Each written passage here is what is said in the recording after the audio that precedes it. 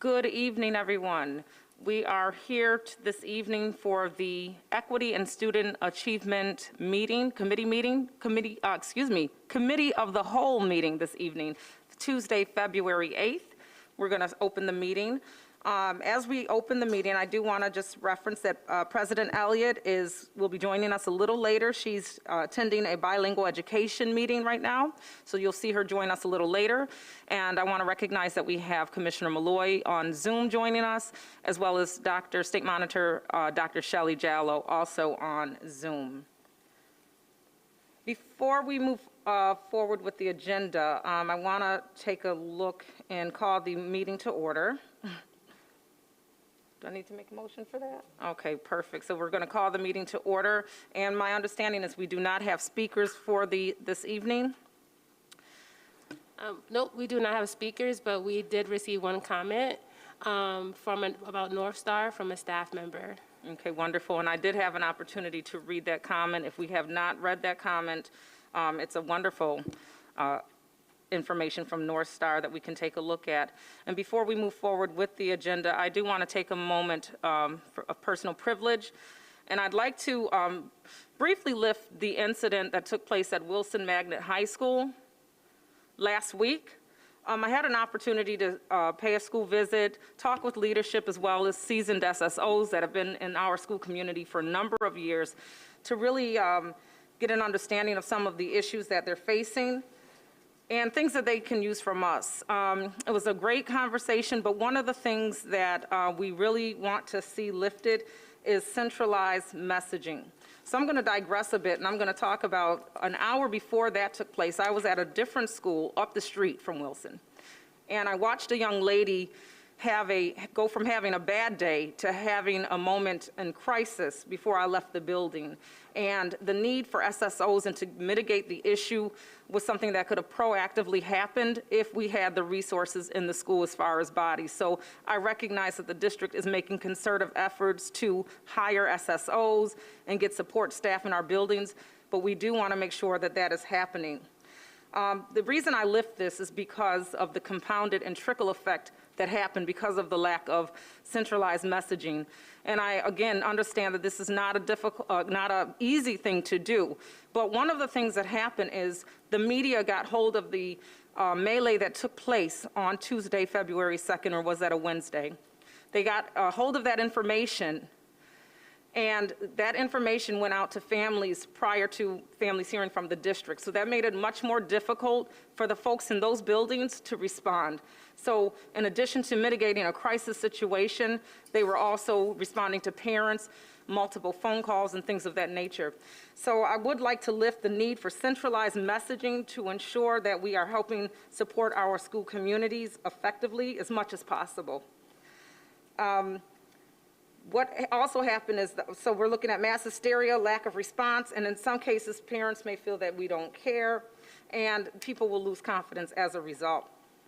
Speaking with some of the SSO staff, we know that this particular school community has about 7 SSOs on hand. They're supposed to have 10. And so when you look at those numbers, you're saying, hey, maybe there's just 3 more SSOs, but that can make a huge difference in how things are mitigated in buildings.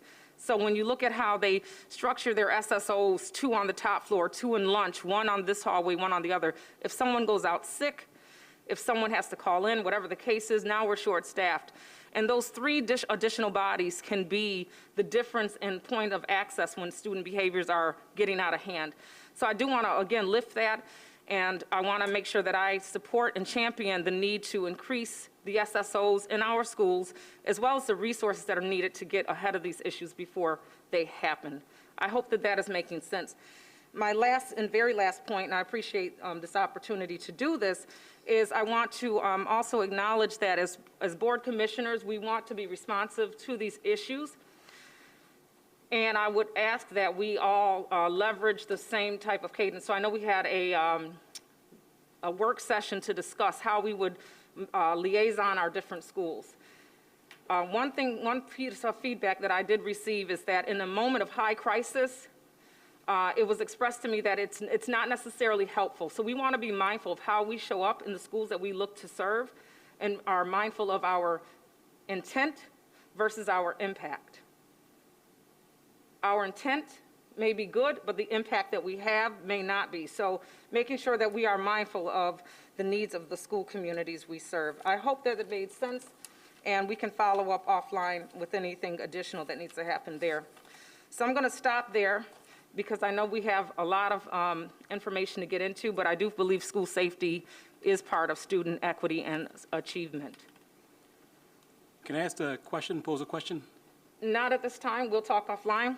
But what I do want to do is move forward. It looks like we may need to go into executive session to discuss some meetings. I'd like a motion to go into executive session. This meeting may recess in executive session to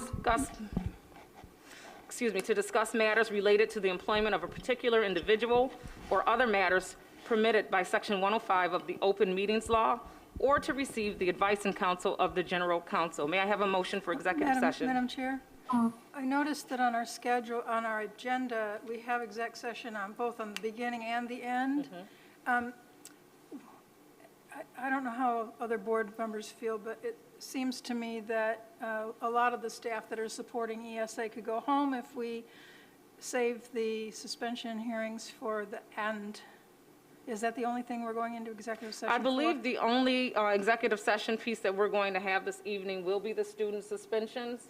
So we can take care of that on the front end and then go ahead and hopefully on the back end, we won't have that other session is what I believe. Well, the dilemma Is that how you said that? The dilemma is that we have folks that are on the Zoom, I mean, on the Facebook and our live streaming, who are here to, hear the ESA committee, and these suspension hearings often take a very long time, which means that our audience is kept waiting for a very long time. So are you proposing, Commissioner Powell, it sounds as if what I hear you saying is you would like to move the executive sessions regarding the matter that we discussed to the bottom of the meeting. It's already there. There is a 7A. And open up the piece for the meeting to continue. Is that Yes, what? please. Okay, thank you for that clarity. Did you, can you call on Adrian, our lawyer? It's up to the meeting chair for me. It's your meeting. I am more than flexible with that, if it will make sense and help people get out of here a little earlier, and also the listening audience, if that will help you all. I'm more than happy to move that agenda item into another space on the agenda so that we save some time. So we will move forward with the agenda at this time. And I'd like to review and accept, get a motion for the acceptance of the meeting minutes from December 14th. Motion. Oh, seconded. Thank you. And January 11th. All right, sorry, Commissioner Sims, give me 1 second with the vote-in.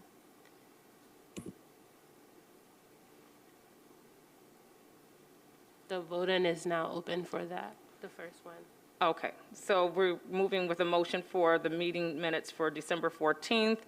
I've received a motion from Commissioner LeBron, a second by Commissioner Malloy. I'm not seeing the voting Is tool. everybody logged on? Do you see it now or no? It's not coming up. I just restarted to go into the meeting. I can take it manually. Okay. Yeah, I exited out and went back in, but, The Okay. minutes of the 14th. so that's for the 14th. All those in favor of the meeting minutes for the 14th? Aye. Aye. Okay. Any opposing? Also, we would like to review and accept the minutes for the January 11th Equity and moved. Student Achievement. Thank you, Seconded. Commissioner Powell. Second. Second, Commissioner LeBron. All those in favor? Aye. Aye. Any opposing?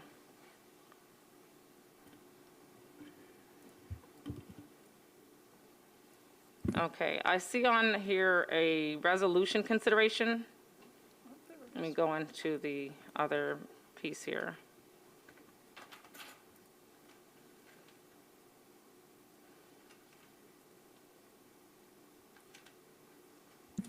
There we go. Just waiting for this to open up here. So we have about 5 resolutions on the agenda this evening. The first one being Resolution 418. I'd like to make a motion. So moved. Thank you. Second? Second. Thank you. Did you catch that, Charisma? Okay. Point of discussion for this resolution, for Resolution 418? Okay. Commissioner Powell, I see your hand. Madam Chair, thank you. I wonder if any of the callback lists have been exhausted for employees that have been laid off in the past? Or are all of these like new hires, or are they anybody coming from the callback list? I could provide the board a list of positions that are still on a preferred eligibility list, so you have the updated information. Thank you. It's all set. Okay, and Vice President LeBron? Yeah, thank you. I just, seeing that there are resolutions for human capital here, I guess I do want to make a request and also point out something you just mentioned in terms of like the SSOs, but there are a number of positions that we still have openings in. And I do want to figure out a committee, and I may even make the request under finance, under ARP dollars and CRESA, to look at our like human resources outreach and engagement piece and how we're using those dollars to recruit and retain folks. And I say that because there have been a number of people who have reported back that they've applied for positions and it just goes into a black hole. They don't even get an email acknowledging that they've applied. Yet, while we're visiting schools, that is like the number one thing that schools are bringing up are these staff openings for all positions, teachers, SSOs, social workers, food services. So I just want to put that out there because this is a small dent, but I do know that there are a large number of openings, and I need to understand how we are using and leveraging our dollars from both state and federal CARE Act dollars to do this work. And also what that process looks like. So I just wanted to put that on record because looking at the calendar that we currently have, the Human Resources Committee doesn't meet for a while. And the next one up is going to be the finance meeting before the board business meeting. And then we have winter recess, and I don't want to wait all the way to March. So just want to put that out there. And we have previews on Friday, so I'll bring it up there as well. But I just want to give you all a heads up on that. Thank you. Any other points of discussion? Okay. I think we're taking a vote on Yes. 418? Okay. So with no other points of discussion, all those in favor of Resolution 418, please say aye. Aye. Aye. Any opposing?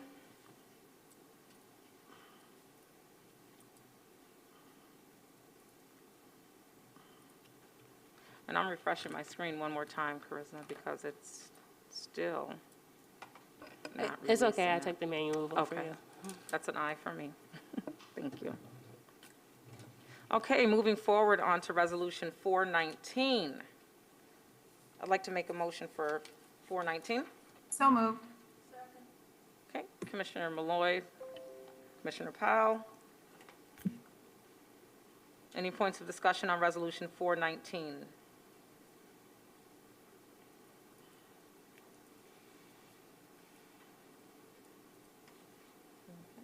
If no points of discussion are there, all those in favor of Resolution 419, may I get an A? Aye. Aye. Any opposing? Okay. Resolution 420. I'd like to make a motion for Resolution 420. So moved. Any points of discussion for Resolution 420? Did you get a second? Yes, Commissioner Malloy. Who motioned? So Commissioner Powell gave the motion and Commissioner Malloy gave the second. Any points of discussion for Resolution 420?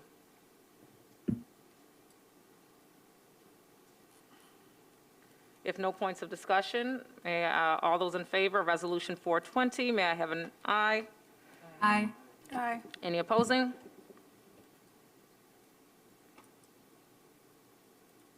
Moving forward to Resolution 421. May I have a motion for Resolution 421? Thank you, Commissioner Powell. It was Commissioner Malloy. Commissioner Malloy, okay, I got to check my hearing. May I have a second, please? Second, Commissioner LeBron, thank you. Any points of discussion for Resolution 421? Okay, if no resolution, or excuse me, no points of discussion for 421, all those in favor? Aye. Any opposing? And lastly, we have Resolution 422. May I have a motion for 422? So moved. May I have a second, please? Second. Thank you. Any points of discussion for Resolution 422?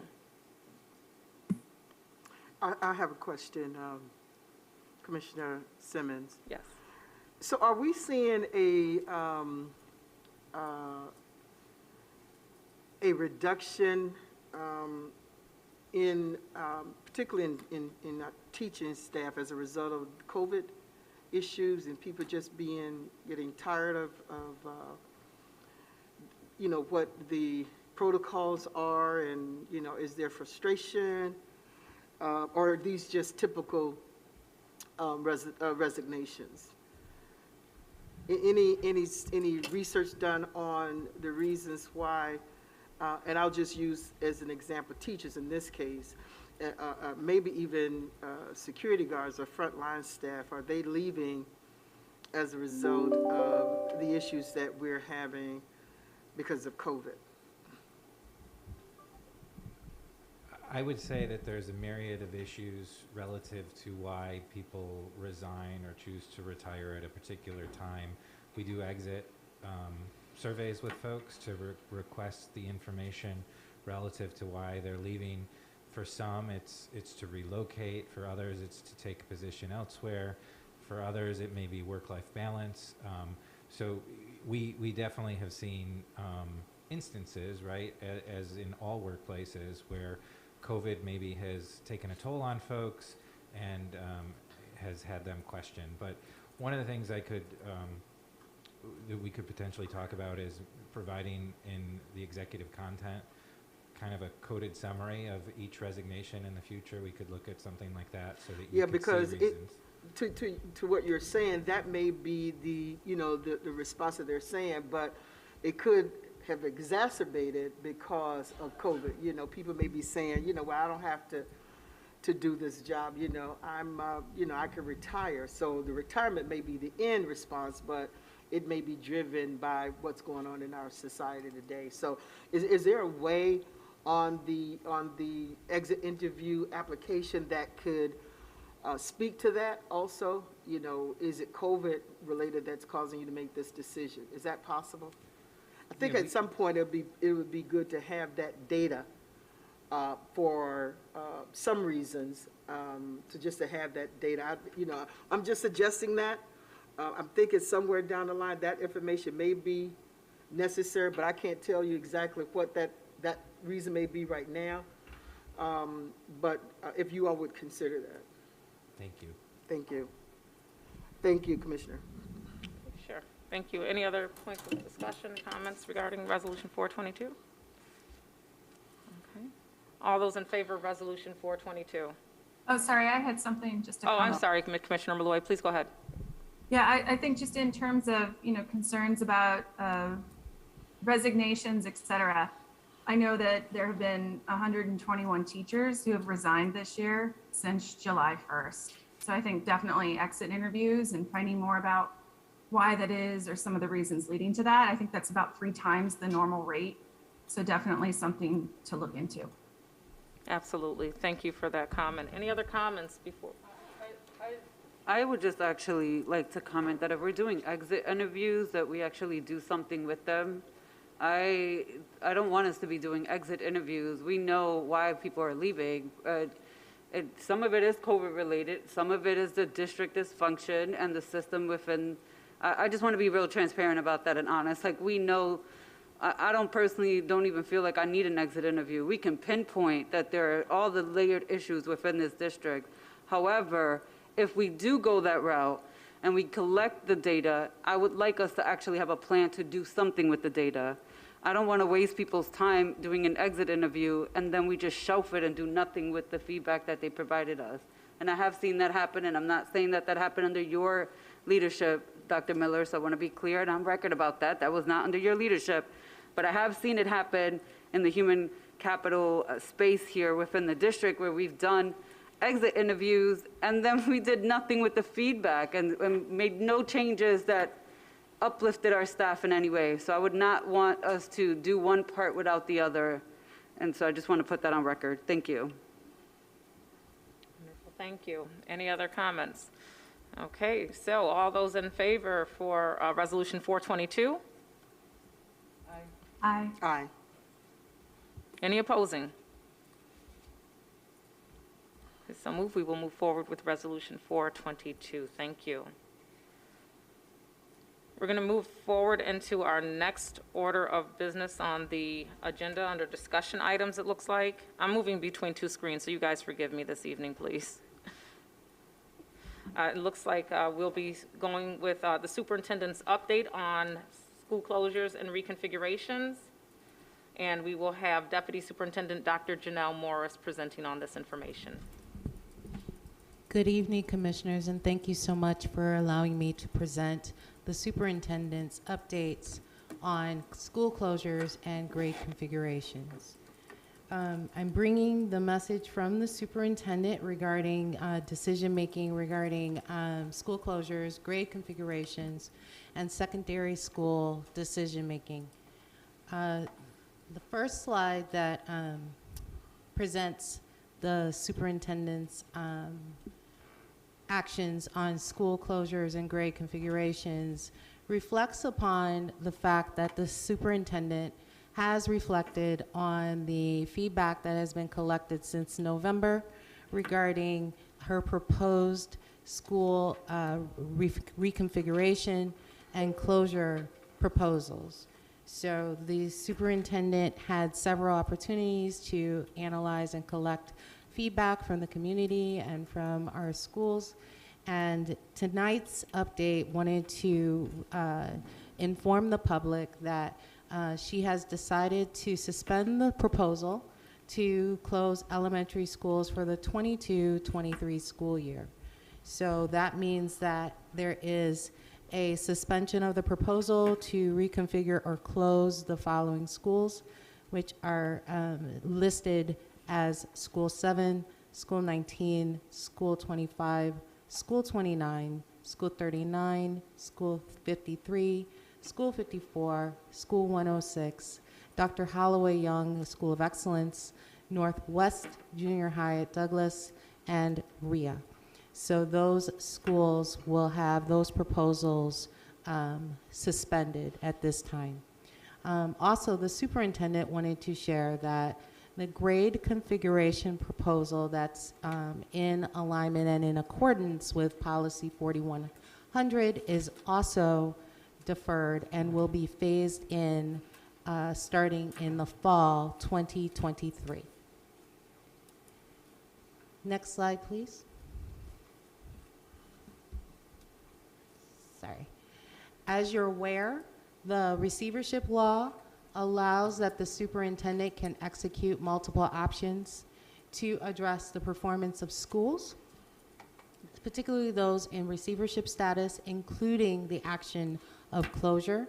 So under this statute, the superintendent is moving forward with the proposal to close Leadership Academy for Young Men and move the Northeast College Preparatory High School to the Charlotte campus. So in regards to secondary schools, the actions that the superintendent is proposing that she will take action on under the receivership statute are those two items. She also wants to make sure that it is emphasized that the RIA, or Rochester International Academy, that program will remain at the Jefferson campus. The next step slide, please. Thank you. So there's a lot of work that comes along with these decisions that this superintendent is sharing tonight. And the first element that will be carried forward is a plan for community engagement on school reorganization, which will begin this spring. And this will help inform closure recommendations moving forward. So for the upcoming school year, the recommendations that will be brought to the board will be made in alignment with the community engagement that will be undertaken this spring. Also, that feedback process and these decisions are feeding into and are related to the development process of the FMP, which is the Facilities Modernization Program. That phase 3, which the district recently won the award for, that master plan that is required to support that work must be commenced by the summer. And so this element of the community engagement piece, making sure that that information is used for actions moving forward, that's relating to supporting that FMP work as well moving forward.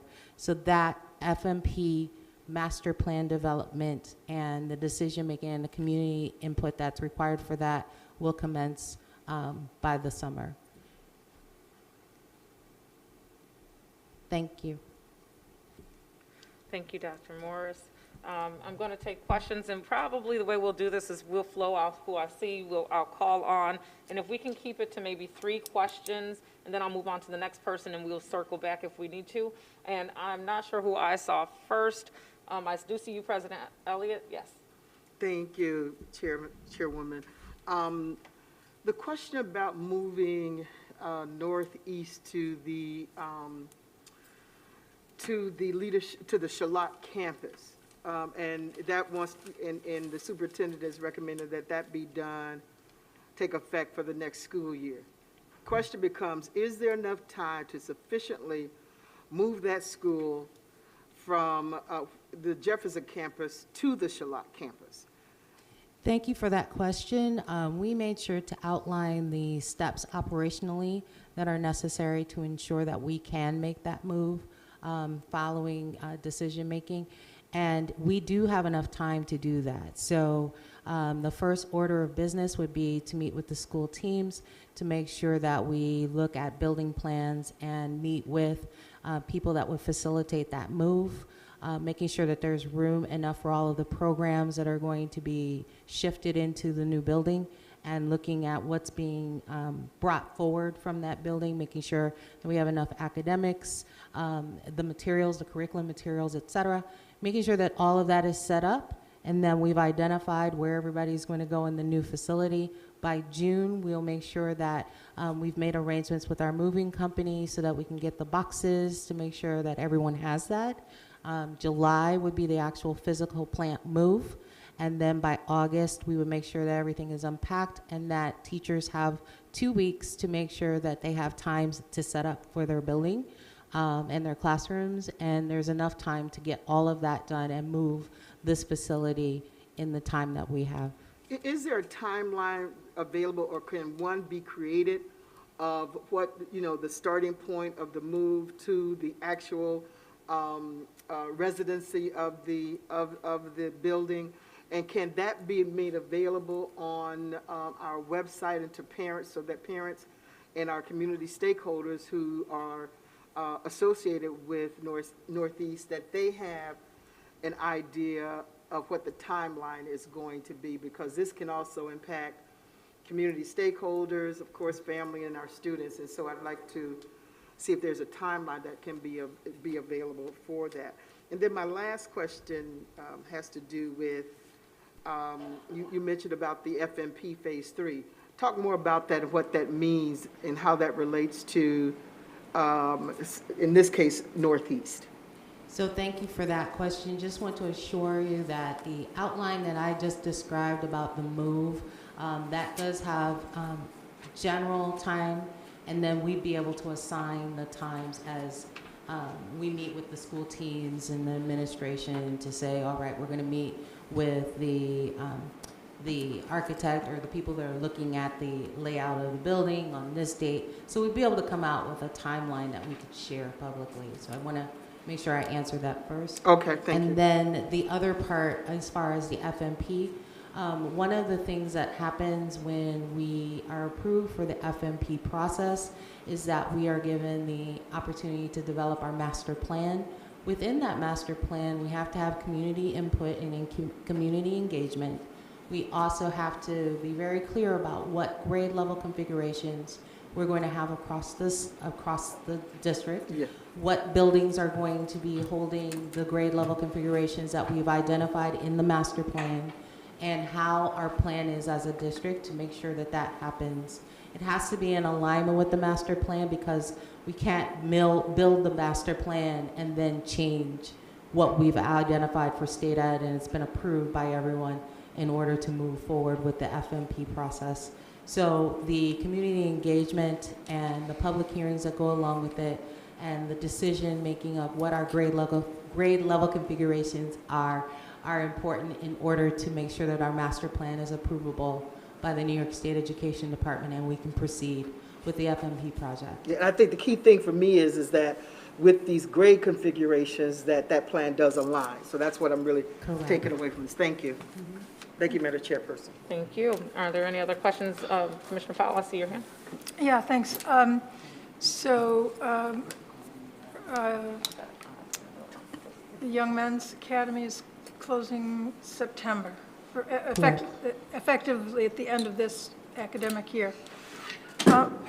One aspect of that building is they have a JROTC program. Will that program be appended to Northeast when it gets moved into that building, or will that simply go away? Because that has a little bit of a budget implication. So I'm not going to be able to state specifically that the JROTC program will stay at the Charlotte campus specifically. So we will identify the best facility for that program to shift to, and then we could say where it's going to move. So it is an expectation that we'll continue to have a JROTC unit somewhere. That is my understanding. Okay, thank you. Vice President LeBron? Actually, in regards to what Commissioner Powell just mentioned, that was actually one of the concerns that was lifted by the neighborhood associations over there.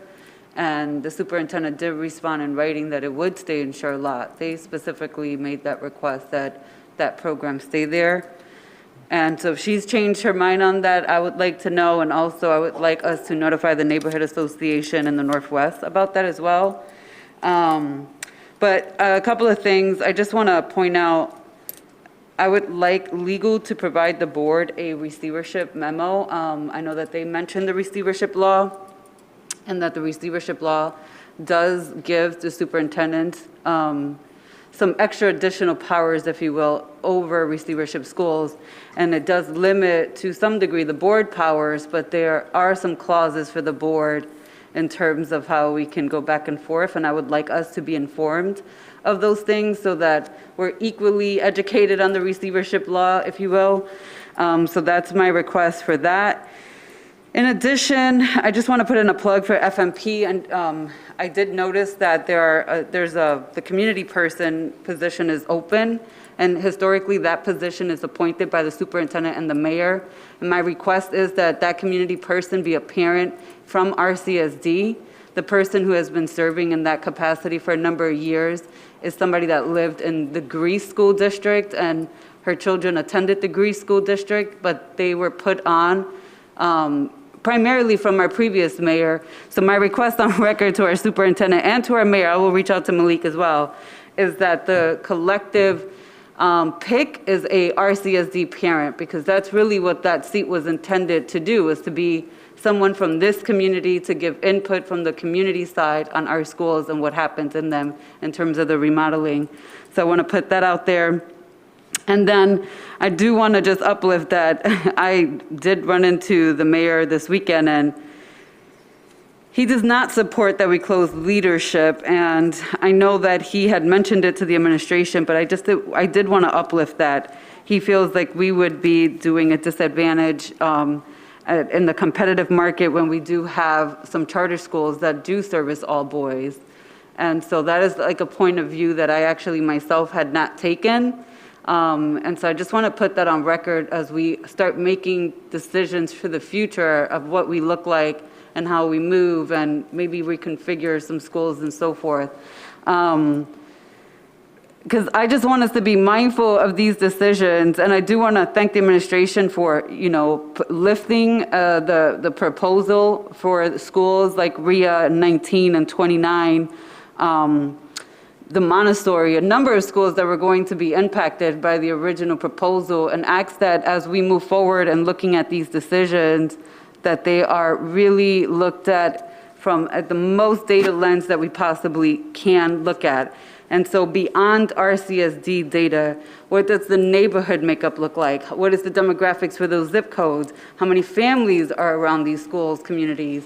And that's how we should be looking at what schools should stay open, should close or merge and reconfigure. And obviously, I just want to also point out, schools in good standing, whether we like the building or not, that could be addressed through modernization. We do need to ensure that we're talking primarily about schools in receivership and whether they actually have a plan or not. And I want to, at this point, and then I'm going to stop talking and I'm done.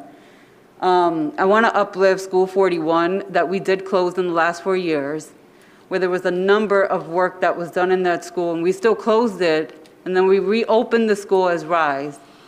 And then when we got the results back from the state, 41 would have been out of receivership. So I don't want us to be in those type of positions where we put all this effort in now, and then we're like, a year later, we close the school, and then it's out of receivership, then we reopen the school, and RISE, I will be talking about RISE another time more in depth, but we should not move RISE from that building, and there has been a number of dollars spent in helping them remodel. It's not, is it one of our new buildings? No. But they have put in, as a staff and as a district, we have put in a lot of money. But as a staff, they have put in their own sweat equity to make that building inclusive and accessible for all the students that they serve there. And some of the conversations we were having would have essentially minimized everything that they have put into for that school community. So I just want to uplift these things because I know that we're going to have to continue to have conversations about what our entire district makeup looks like, but that they're data informed. And like I said, it's layered data, but that we also know the history of these schools as we're talking about them and these little nuances. That had we just waited just a few more months for those results to come back for 41, we would have been out of receivership for 41. Thank you. Okay. Thank you. Do I see you, Commissioner Powell? Yeah, I don't mean to be argumentative, but it is going to sound argumentative. The problem with School 41 was they were out of time. And I don't have a perfect recollection of this, but what I do recollect is that the superintendent, who is the receivership superintendent, right, asked for an extension from the state and was denied. So it's not like we haven't been mindful of how the metrics could have saved, I'll put that in air quotes, saved 41, and saved us the trouble of having to create a RISE school. But we do have to operate within the parameters of what the state is willing to accept. And if the state has said, no, you're out of time, then we didn't have any choice, right? I mean, it would be nice if the state and the Commissioner of Education were more attuned to the possibility that the new numbers would sanctify School 41 and give them a new lease on life, but that's just not what happened historically. And so I appreciate the point that Commissioner LeBron is making, but we do have to keep in mind the real history, you know, what happened, what we hoped would happen, but what actually happened. Thank you. Were there any other points of discussion regarding questions for Dr. Morse? Okay, and then I'll make my last comment. Yeah, so no arguments for me on that timeline and piece of history and additional information that Commissioner Powell addressed. But I do want to say that President Elliott and myself have been meeting with the state on different topics, and we are learning more and more about even how the state operates within our district. And at this time, based on the conversations with the state ed people that I have had and have been a part of, I just simply do not believe that they are the ones that have dictated certain decisions in the district. If anything, what I'm finding out is that historically previous leadership will lean in and put blame on the state to kind of have that as an additional, I guess, decision maker, but they're not the ones driving these decisions. So I just want to put that out there because this is my personal experience right now. 4 years later, meeting directly with the state and the state saying, we didn't never said that, we never did this. And so I don't want to go back and forth either on like where the state stands and where the previous administration stood.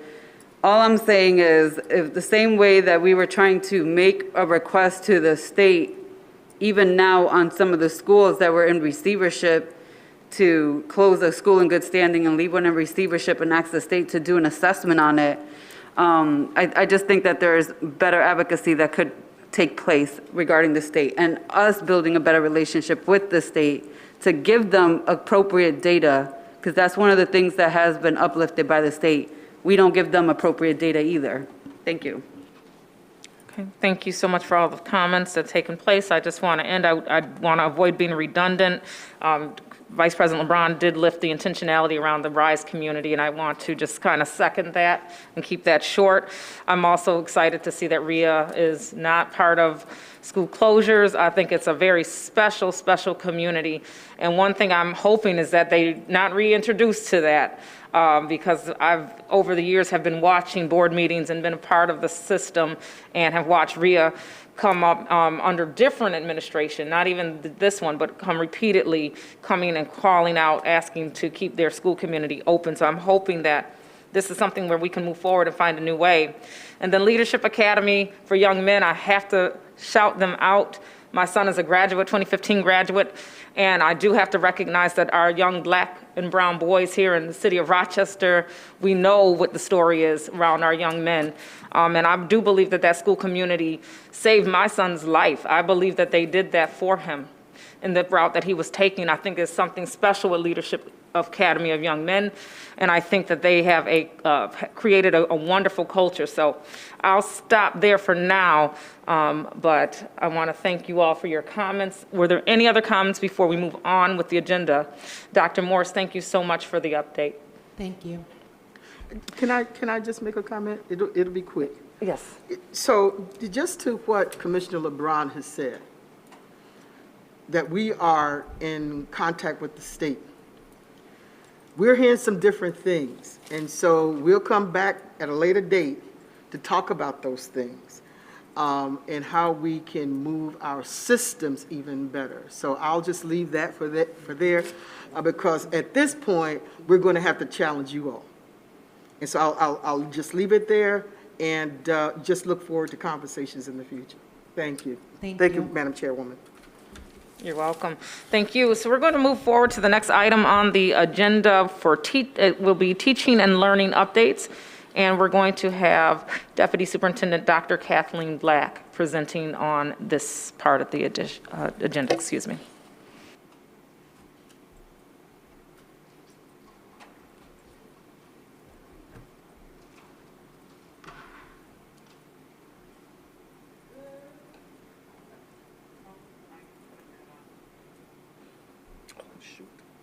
Close that thing.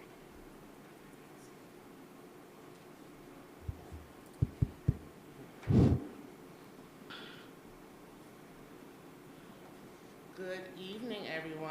I am very excited to bring our February academic update. It's going to be a little bit abridged because I'm also very excited to have some of my team members be with us tonight to present some additional information.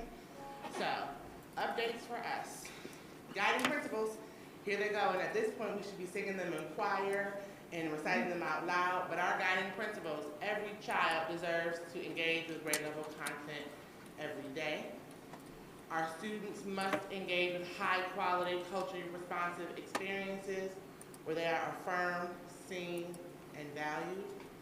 And finally, we have an obligation to provide an equitable experience to every student across the district that is not dependent on where they live or where they go to school. As we sit here in these guiding principles, as we do every month, I just want to uplift and highlight the fact that we are seeing much more grade level content in classrooms, and we're getting much more feedback from our adults about how they are thinking about our students and what is put in front of them in a much more robust and different way. And that's very, very exciting to hear the feedback that we're getting from within our classrooms regarding what students have access to and are experiencing. Our academic overview, you know that when we think about academics, and we're going to dig more into this as we go, that you think about the idea of curriculum, instruction, and assessment. That is what we think about when we want to know what kids know and are able to do and what the experiences are inside of their classrooms. It's centered in those things.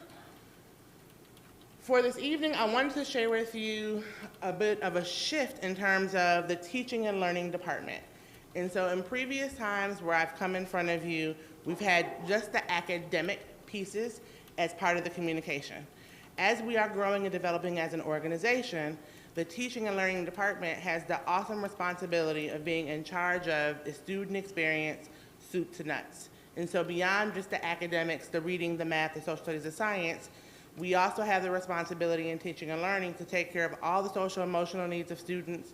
We have our strategic initiatives, we have our innovation department, we have our SPED department, we have our bilingual department. And so the Office of, or the Department of Teaching and Learning is a wide and robust group of dedicated individuals that, again, gets the awesome responsibility to design and fortify and cultivate what happens when students step in the door in all areas of their experience. And that is an evolution of our organization and this administration in terms of how we're thinking about the work to ensure that we do meet our 3 guiding principles. So I wanted to share that with you, so as we evolve, when we give you updates, it won't just be about academics, but it'll be about the total student experience that we get the privilege to continue and contribute to. And we're on curriculum, so the thing that you're used to hearing from me. I wanted to lift up what is our additional ask around curriculum. We have had a pretty concerted effort in the last year and a half to really think about the curriculum that we're offering to students. In the state monitor's initial report, she lifted up the finding that at least 2 of the 4 textbook core content areas have textbooks that are about 20 years old. She also lifted up the fact that the curriculum that we were offering students was not aligned to our state standards, and we were challenged in our academic report both in year 1 and now in year 2 to address this. And so in the academic plan recommendation 9.9, which refers to the 9th table and the 9th recommendation, we were asked to update all of our curriculum materials. In that same table, table 9, indicator 9, like domain number 5, we were also asked to create a curricular adoption calendar.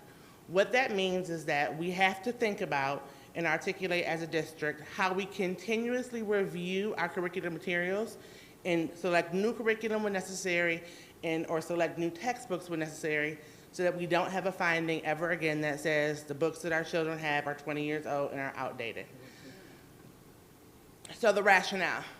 We need to make sure that for our curricular resources, our teachers have access to the best materials, the best guidance, and the best support to put the high quality experiences in front of kids. And again, back to our ask of updating our curriculum materials and setting an adoption plan, this is what I'm going to share with you. So things that you need to really be understanding, curricular materials, so the things that we actually use, your pacing guides and your books and your standards, so all of the things are reviewed and updated annually. So we, in that curriculum, and we say, okay, this piece of this isn't working, or this timeline, the way we're presenting this information isn't working. We do that as a teaching department, an academic department, on an annual basis. It's pretty ongoing and pretty fluid. A curricular adoption is when we have a extra curriculum that we want to purchase and we go, okay, we're not going to update and read and redo this curriculum we have, we're going to purchase a whole new one. Because for whatever reason, the one that we've been using doesn't work anymore. We've tweaked it too many times, it's no longer authentic, and so we need a new one. And a textbook adoption is we have a textbook. In this case, it may be really antiquated and old, and we need new textbooks. The standards have changed, the content has changed. And so I wanted to kind of frame some of the highlights of curricular materials, what we do ongoing with our staffs, our teachers, our teams, happens all the time. It's fluid. If we want to buy a whole new one, that happens every 3 to 5 years. You buy something, you use it, you figure out if it's working or not. It's not working, you buy something new, potentially. Same thing with textbooks. Textbooks, every 3 to 10 years, a cycle of a textbook can be adopted or discontinued. It's important to know that as I share the next piece, which is your materials, your adoptions, and your textbook adoptions, again, right? Your curricular materials are the things. Your curricular adoption, I have one, I've updated it, I need to get a whole new one that's not working, and then textbook review and adoption, 3 to 10 year timeline. When you see this, and I'm gonna highlight this for a key, we can be in a textbook adoption from 1 to 5 years, 1 to 10 years, depending on how often we have to update. A good example of this is what we've talked about a lot of times in elementary, which is the MyView program. We purchased the MyView textbook program. We're in a 5-year adoption. And so whether we love it or we don't, and we're making updates or we're not, we are beholden to that textbook and those resources for a period of 5 years. So that year time is really important as you think about how we adopt or implement or utilize a textbook. When you see something that says review, progress check, review materials, that means that we're towards the end of an adoption, and we have to figure out, is what we're doing working? If it's not working, we have to do a review. Actually, to determine if it's working, we have to do a review, think about how the implementation has gone, what are our lessons learned, and ultimately, what do our kids know and are able to do as a result of using these materials. And then the idea of adoption is, after a review, we figured out something is working or not, and then we choose something else and we adopt it. It's an important backdrop for this cycle. So what I put up here is the elementary cycle.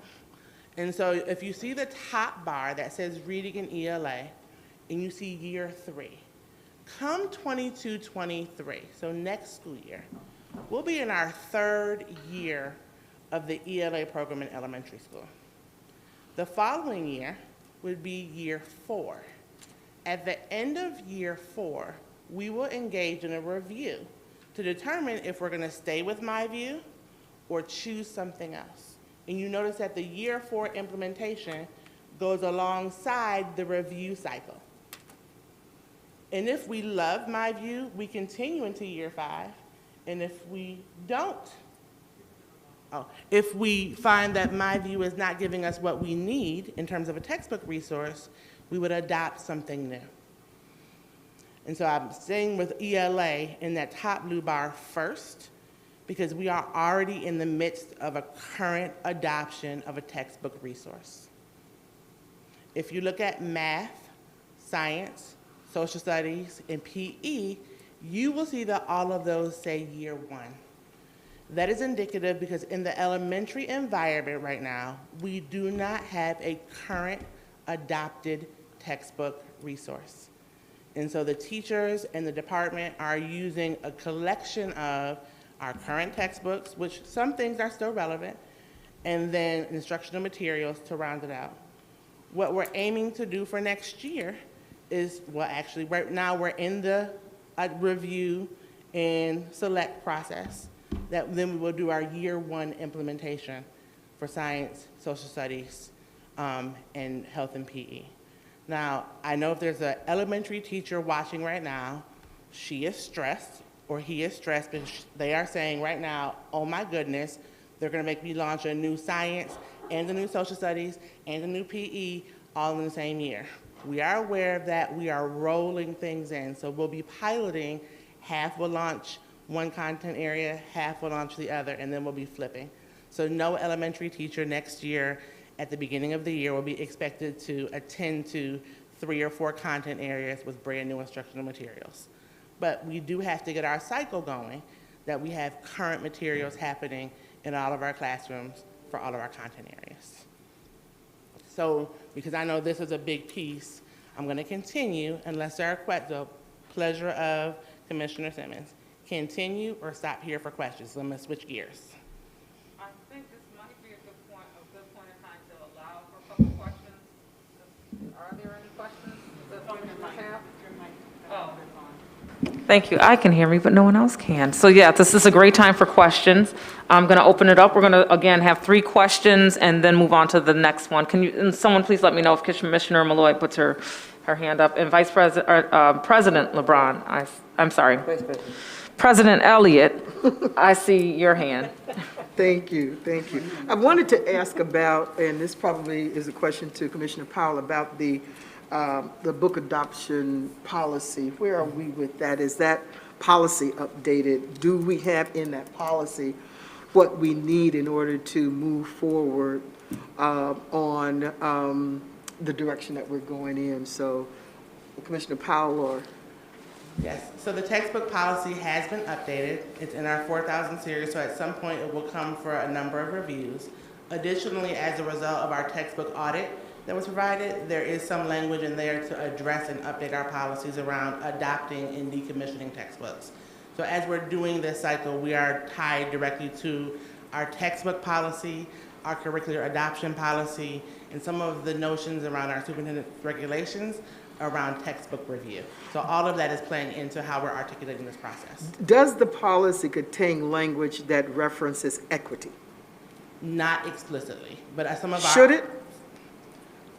Potentially, but so some, and I say potentially because a number of our additional policies that support our curriculum materials, our instructional goals, and even your 2,000, 3,000, and 4,000 series, which refers to your board goals and your SUP goals, if all of that aligns how it's supposed to, how we intend it to, then equity is inherently called out as something that we do, as what we do, and not called out as a separate bullet point that you have to attend to. Although I may have some exception to that, but I'll leave that. I understand what you're saying. And then just lastly for me, did you want to respond? Well, I just want to add to the understanding that your concern, is your concern as much about cultural relevance as opposed to equity? That's kind of embedded in the metrics that a textbook adoption has a whole grid of things that have to be taken into consideration with a textbook adoption, and cultural relevance and standards, pictures that represent the students, and not just all Dick and Jane pictures. I have a question on that.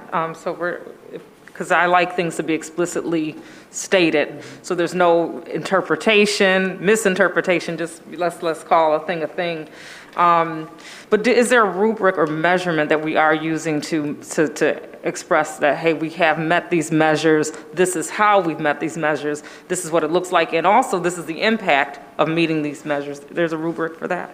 Sure, yes. So for clarity, this is literally just the adoption cycle. Gotcha. We can come back and outline the adoption process. Thank you. So those two things are different, where this is like, we know when we're going to come back and look at books over and over again, in what order and in what way, whereas the process, how we're going to look at the books, how we're going to select, is very detailed, from the formulation of a committee to a review by boards to a public review. That's very detailed and has a rubric, and all of our rubrics have been updated to explicitly call out culturally relevant pedagogy responses and some of the things around equity, which include diversity and inclusion, as part of what we do to select. So if we don't feel, based on our observations, our reviews, that the materials that are being reviewed are right, they won't be selected, and therefore they can't be in the cycle and they can't be adopted.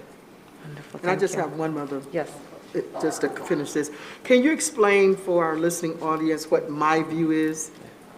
So right now, My View is our K-5 literacy curriculum, literacy textbook resource that our classrooms are using in order to teach reading and English language arts in the classroom as our primary instructional resource. So is that book available in all of the classes? So that set of materials, we're talking about textbooks, reading books, online books, workbooks, all of the materials, yes, are available but in all of our classrooms. And if in the event a teacher or an instructional leader finds that they are missing something, then they should send an email to Sandra Galbato, who is our ELA director, and her team to shore up what's not there. But we should be in a place at this point where every classroom has all the materials that they need, or if they don't, they should get them very quickly. And so at what point will we see an increase in our literacy rate?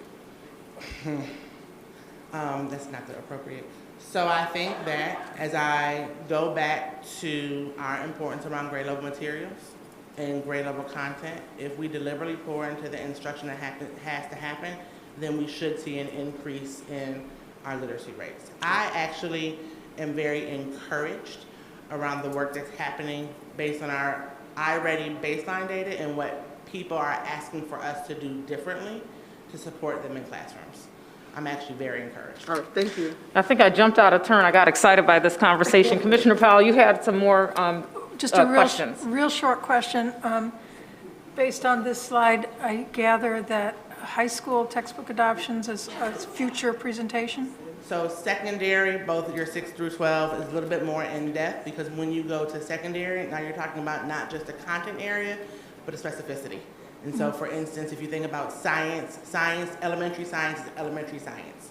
When you get to 7 through 12, now you're talking about living environment, biology, physics, and that becomes different because as the content changes or the standards change, we have to negotiate that. Right. But Those will come soon. that's a future presentation. Yes, ma'am. Okay, thank you. Vice President LeBron? Yes, thank you. So a couple of things.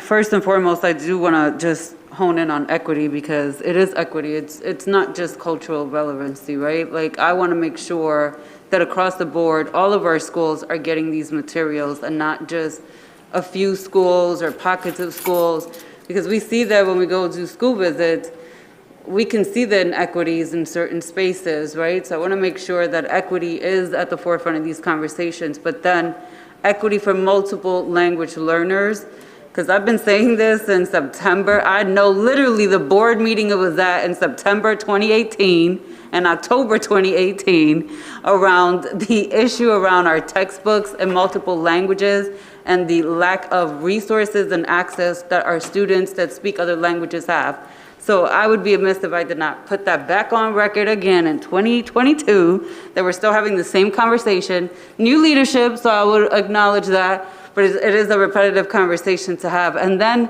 I have to uplift Vicki and her team, because man, we have all these conversations, but then the folks that actually have to implement these things and roll it out and ensure that they get to the actual school, it's a one-person team, like physically, one person down there.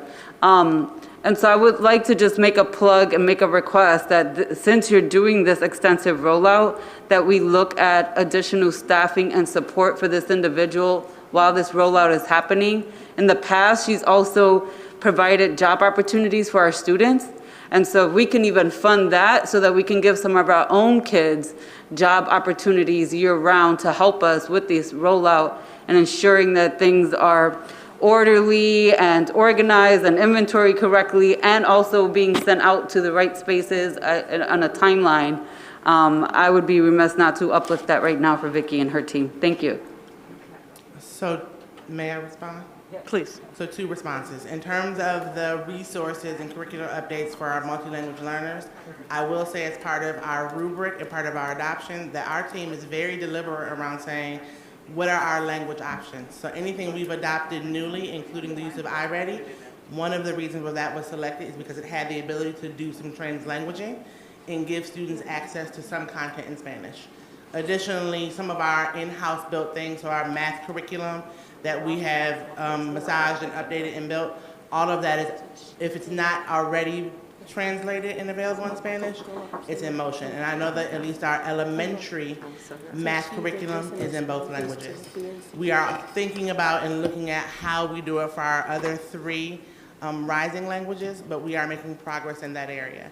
I think the other thing to highlight the shout out for Vicky and team is, as part of looking at what we need to do differently, one of the initiatives inside of our stimulus funds is giving Vicky some supports to get baseline. So as part of our textbook audit, we had some things we have to do before we start bringing all the new stuff in. And so one of the initiatives that came out of that is giving Vicky some support to get cleaned up, work with our warehouse people, Ernie and his team, to make sure that what we have in the warehouse is the right things. We decommission the right things. So those efforts are happening, and Vicky has advocated strongly for permanent staff, which is on our things to think about list, but she will get the supports to get her baseline, so she's no longer gonna be a one-woman team for the time being. She is getting some support, so I'm glad that there's some alignment there. Thank you. And I just want to say, for those who may not be aware, Vicky's not only a one-woman team for our district, but she's also in charge of outside schools and their curriculum that have to go through the district. One person for the entire district, outside schools, private charter. That is, I mean, we should be rewarding her, and we'll probably figure out a way to honor her. But I just would be remiss to not uplift that, because now we're talking about all this new additional rollouts with still one person. Thank you. Noted. But that's gonna change, isn't it? We got it. All right, that was out, so, thank you. Let me turn my mic on there. Amen. Okay, wonderful, thank Amen. you. Let me take it to church. Dr. Black, did we want to continue? I'm sorry, Dr. Jallo, did you have a statement? Yeah, I do have a question. Well, maybe two. So, Dr. Black, for elementary and for secondary, proposed adoptions that you're going to be doing, can the board expect to see that in the 22-23 budget? Yes. Because the budget is due in about a month. Is that an expectation that the board will see that in the budget coming forward in about a month?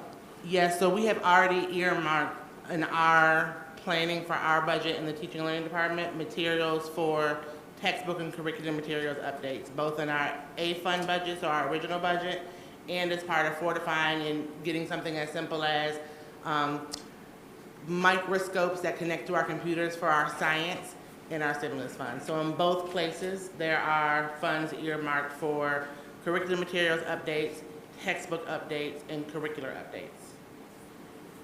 Okay, so at a later date, we'll know exactly what that is and what those monies might be to take care of those things?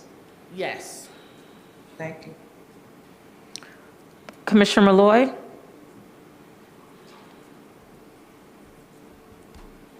My hand isn't up. Oh, okay, someone told me you had your hand up. I might have misunderstood something. Okay, no problem. So it looks like are there any other questions regarding this segment? Okay, so Dr. Black, we still have you up for high school redesign. Yes. Okay. So high school redesign, also very excited about this opportunity. We've been talking about the secondary course catalog. We've been talking about creating additional options for our secondary students. It is manifesting itself in this team as a high school redesign project. We are going to be embarking through the year 22-23 with an opportunity for all of our high schools to think about how they deliver programs in a better and different way. Whether it be adding additional course to a whole overhaul of schedule and offerings, we are taking the challenge to do so that what we give to our students in secondary schools is much better than what we offer them now. Why are we doing that? We want to improve and diversify our programs. We want to expand access to AP and IB. We want to ensure that our students have access to CTE programming in more than just Edison and East. We want to address the issue of equity of programming. So we have some specialized programs, we want more.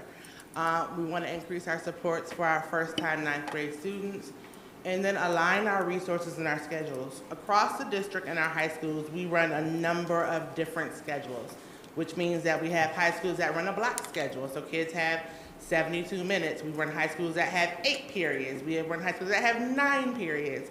And so as we think about how to align and how do we create opportunities for partnership, for staff to partner and travel, for classrooms to partner and travel, we want to get closer to a program of offerings that we can collaborate more easily.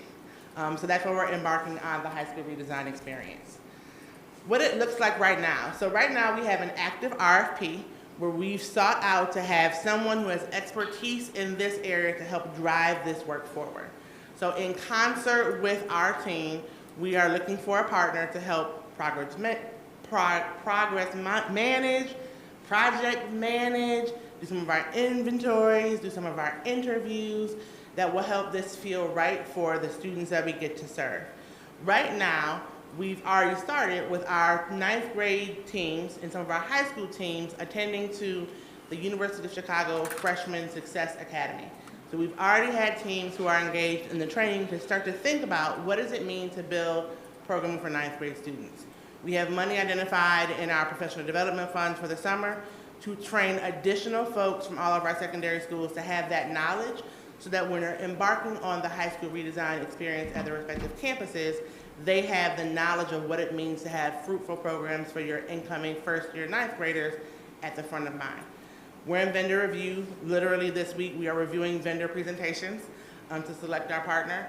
And then we know that we have some programming that has already been talked about in various formats, so we want to make sure it's available for our secondary schools. And so for schools who need a little bit more help to figure out what they want to do, we already have some options for them to attend to. We know that we want to expand our arts offerings. We know that we want to expand our CTE offerings. We know that we want to have a social justice high school. And I think I want to lift up a prior comment about the being able to be competitive to return our students back to the district. We as an administration have talked about what do we do to mirror and make better to bring our kids back our secondary options. So all of the things around a single gender or a specific area of focus are part of the conversations we're going to be having with our high schools for them to then launch dramatically enhanced, if you will, secondary programs for 23-24. So I'll pause there around high school redesign and receive any questions. Okay, open for questions. I see your hand, Commissioner Powell. Slide number 10, which is the one before this one. I was going to ask what IP is, and I realize it's a typo. It should be IB, right? Yes. Okay, thank you. I got it, thank you. That's it. Okay, President Elliott? Yeah, I made this statement in the paper last week or the week before, and I just sent the text to our staff. One of the things I think that we need to do is we need to align our high school curriculum with the opportunities that are in Rochester. So what I'm doing and what you may have seen in the paper is that I want to be able to talk with Bob Duffy and his staff to see what is the future career opportunities and what is the industry going to look like over the future, and how do we align how we educate our students for what is needed in our community. There are so many jobs, and this was even before COVID, that went unfilled, and we could have had, those jobs filled if we would have made sure that we provided the right kind of curriculum and educated our children for those opportunities, where they don't have to go outside of our community and find those jobs, but that they can find them in the community. And so I've just sent the text to see if we can meet with Bob Duffy about how do we partner with them in order to make sure that the kinds of course offerings will prepare them even after high school for some opportunities. I can go back. I can remember when my cousin, was at Franklin High School, and Kodak came right to Franklin, and he got a job out of high school making $50,000 a year. So I want us to look at how can we partner with that organization and make sure that we've got the right kind of programs to make sure our community can, take advantage of those opportunities. Thank you. Vice President LeBron? Thank you. So kind of to the same line, I'm wondering if you're going to have any task force that will, and I hate to use the word task force because y'all know how I feel about the task force, and I want to be very transparent and public about any decision makers on any task force regarding RCSD and the community has the right to know who's making these decisions. But if you do have a task force and make it public, I would like to understand how folks can sign up or, even apply to be a part of this, because I do know that there are lots of people in the community that would love to be a part of this conversation, both internally too and externally. We do have some employees who I would think are kind of content experts regarding this because they've been working high school so long. And so I would love to see what that process looks like, Dr. Black. And then I just want to jump back very quickly. I know we just talked about equity. If I can get a list of all the languages that iReady comes in or the other programs that you're using for curriculum? Yes, Thank you. we can provide that. And one last question, with the all schools or students having access to the CTE programs that will be present in all high schools. So I know that Edison Tech is, potentially our leading high school in this area of CTE. Are we looking to incorporate this across buildings or? So I'm smiling at both the comments because after I'm done, I get to welcome our director of CTE to share with you all kind of where that is coming from, and our executive director of strategic school innovation, to share about summer school. So I think that the information that you're looking for might be contained in some form or fashion in the information coming from the two members of my team. I set you up for a segue, it sounds like. Okay, were there any other questions before I move on? Yeah. Yes, so we do, Dr. Black, is now the time for that, or would you have any other further comments? My next May I step, ask a question? sorry, ma'am. Is it time? Go ahead, Dr. Jello, yes. Thank you. I just want to caution and kind of ask, CTE aside, all the other high school programs that you currently have that you mentioned you want to enhance and expand, do you have any data that those programs are even working before you expand them or improve them or do something? We have evaluators now. Are they evaluating these programs? Is there any data before more money or more personnel are added to these programs to ensure that the program is being run with fidelity, that children are graduating college and career ready? So there already has been a conversation with the Department of Teaching and Learning in the Office of Program Efficiencies to launch program evaluations for both our programs and our high school programs. So we have a list in the order by which we have to attend to them, which we can share. But there is that part of high school redesign and having the partner that will bring it together is to do some deep program evaluation of what exists and what you want to build. So it's both and, that we have to do actual programs that we have in the district and our high schools before we can then launch and build something else, which is why we're taking the long runway of starting in April and not opening anything new or robust or different for an entire planning year. So we have that time to collect information, make good decisions, engage stakeholders as part of the process to then inform what we do in a more deliberate way. And this partner, will this be like through an RFP process or? We are literally in vendor presentations right now. So we had a public RFP, we had solicitations, people responded. We're now in vendor presentations to choose the right person or persons or firm with the experience and expertise that we need to do this work well.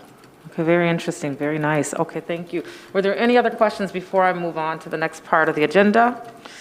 Okay, so I'm going to stay close, but Commissioner Simmons, I have two members of my team who are here to do to do summer school and to do CTE respectively. Okay, wonderful. Are we going to start with summer school or continue the conversation around CTE? Let's stay, even though it's out of order on our agenda, so I'm acknowledging that. Let's stay with CTE so Good. people's brains can stay in that same space. So, Mr. Sheldon Cox, you want to come up?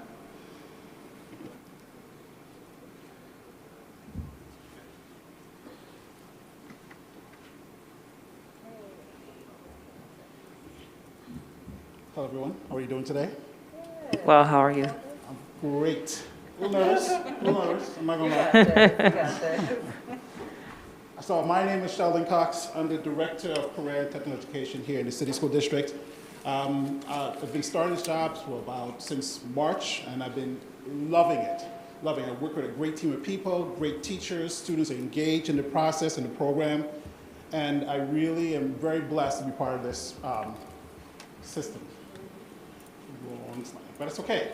All right, so I'll just continue on. So here are some of the topics I'm going to cover. I am not going to read all of this stuff that's here, but I just want to just cover some of these things here. But one of the things I intend to include is our mission and vision and belief statement. We've been working with a team to develop that, as well as strategic goals and objectives for the department. Thank you very much. Sorry. Our strategic goals and objectives for the department. Current CTE programs is available, which you probably know about already, as well as programs on the horizon coming up soon. Our middle school tech and home and careers program, work-based learning, and enrichment opportunities, professional development happening here in the City School District through CTE.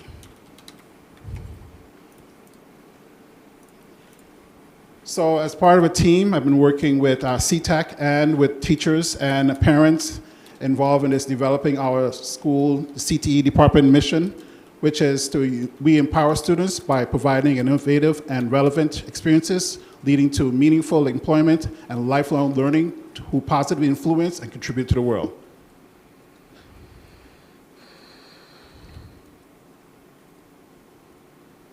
Our vision is a little bit longer. Rochester City School District Career and Technical Education scholars participate in various career exploration activities to uncover their passion.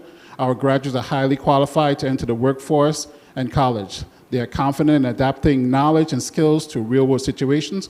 Our graduates are powerful citizens with great character who champion equity, social justice. They innovate to influence our community and contribute to the world.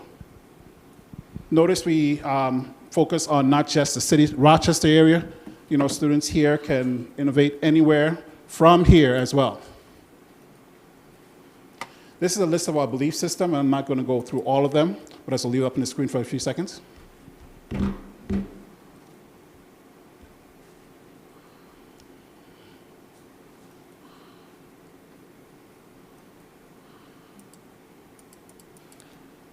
And here are a list of our goals and objectives, our 5-year goals. One, the CTE department will increase the number of students graduating with their CDARS certificate from 48% 2019. Now we use 2019 because it's pre-pandemic to reflect what's really happening in schools right now, to 68% by the end of this year, 2022. Our graduates will, upon graduation, every student will have the opportunity to complete a minimum of 54 hours of work-based learning to meet the CDARS career development and occupational study standards requirement. And that is, the CDARS certificate is more of a extra boost to their graduation diploma that shows that they're career ready and work ready. Add at least 2 New York State certified CTE programs every year for the next 5 years until every school has at least 1 CTE program. Offer enrichment opportunities to every student within the next 5 years, so every student has a program that have at least 1 CTE-sponsored enrichment activity. Examples are Girls Who Game. Oh, by the way, the Girls Who Game won their championship in the spring year. Didn't do this well this year, but next year we'll do better. The Family Fun Night, some robotics team, and some career and/or STEM day during school.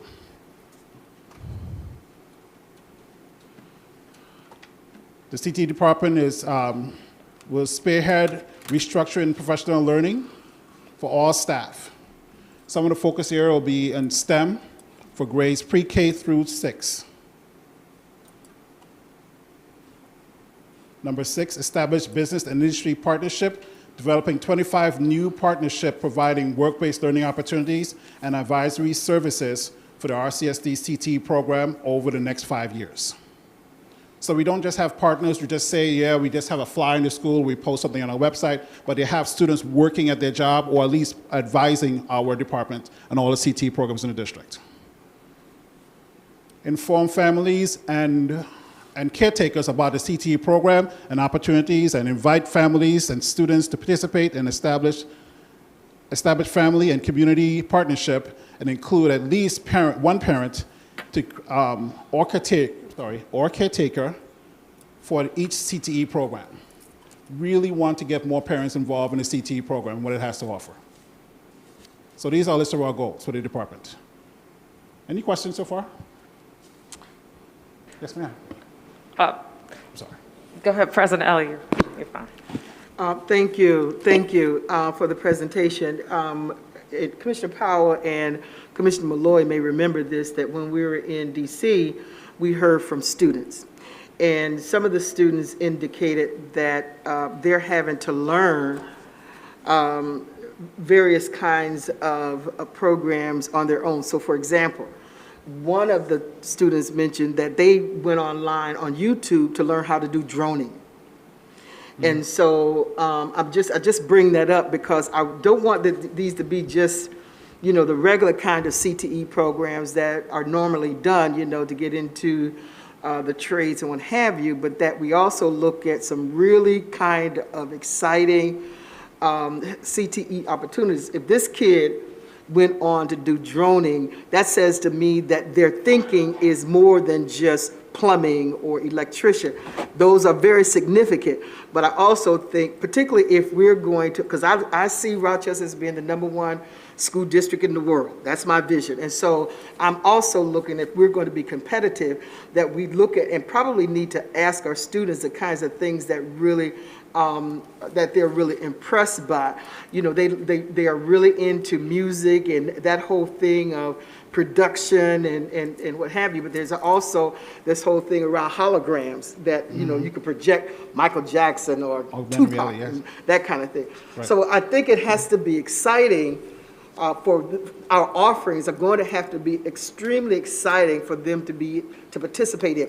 Of course, there are some of our students who want those kinds of basic kinds of CTE training, but I guess I shared that to say that I want our thinking around developing this program to be very exciting and very attractive to our students. Thank you, Chairwoman Simmons. You're welcome. I did have a question for you, or actually a statement. I'm excited. I used to oversee a college and career services department, and so we expose a lot of young people in high school to secondary education through college tours, things of that nature, but CTE, and we often would help them understand that you can earn on par, if not better, than someone with a bachelor degree without the debt. And if you choose to go to school, now you have a career under your belt that can also pay for you to go to school. And so a lot of young people understood the value in that. One thing I'm excited about is to see the early intervention or exposure, should I say, that you're offering around this to really gear young people's minds around that this is something that they can look at. And I think that's important culturally, how we think about that, because oftentimes CT has always been seen as a second nature. Oh, they didn't go to college, and it's just as good. It's just the track that a student may choose. You mentioned work-based learning, so it looks like there's some partnership development that will take place. Is that the same as apprenticeship, or? That's one form of work-based learning. Apprenticeship, GWEP, General Education Work Experience Program, CIP, Career Internship Exploration Program. They're all forms of work-based learning, whether it be registered or unregistered. Registered needs a work-based learning coordinator. Unregistered don't need to have a work-based learning coordinator to facilitate those things. But we would like to provide as many different opportunities for a student, whether it be registered or unregistered. And I like what President Elliott stated around innovative exposure and opportunities such as coding and girls' STEM opportunities for young people. And what Dr. Jallo stated earlier in regards to just how we are measuring the effectiveness of the type of programs that we're looking at, so we know what those outcomes will be to ensure that the students are getting the best that we can offer. So I just want to make those comments. And Commissioner Powell, I see your mic is on. Thank you. How many of our programs are recognized by the state and have certified CTE teachers? We have 14 certified programs in our district, 10 at Edison, 4 at East. All of them have a certified teacher in those programs. Which is a requirement for state recognition. Exactly. How many programs are we developing but that do not have a certified teacher? So developing, I would say none, because the intent is that we're developing that a certified teacher will be in that position. I guess what I mean is, in your effort to expand by 2 programs per year, have we identified a teacher that can be certified? Are we looking for new hires? That's a great what question. Do we have? How are we going to get there? As part of my process is to have my secretary and myself will be part of supporting teachers who want to be certified in CTE. So we'll be that gateway to help them get all the paperwork done, any courses they need to take, any application need to fill out, anything that needs to be submitted to the state. We'll be supporting that. That'll be one of the most important things I do as part of this position.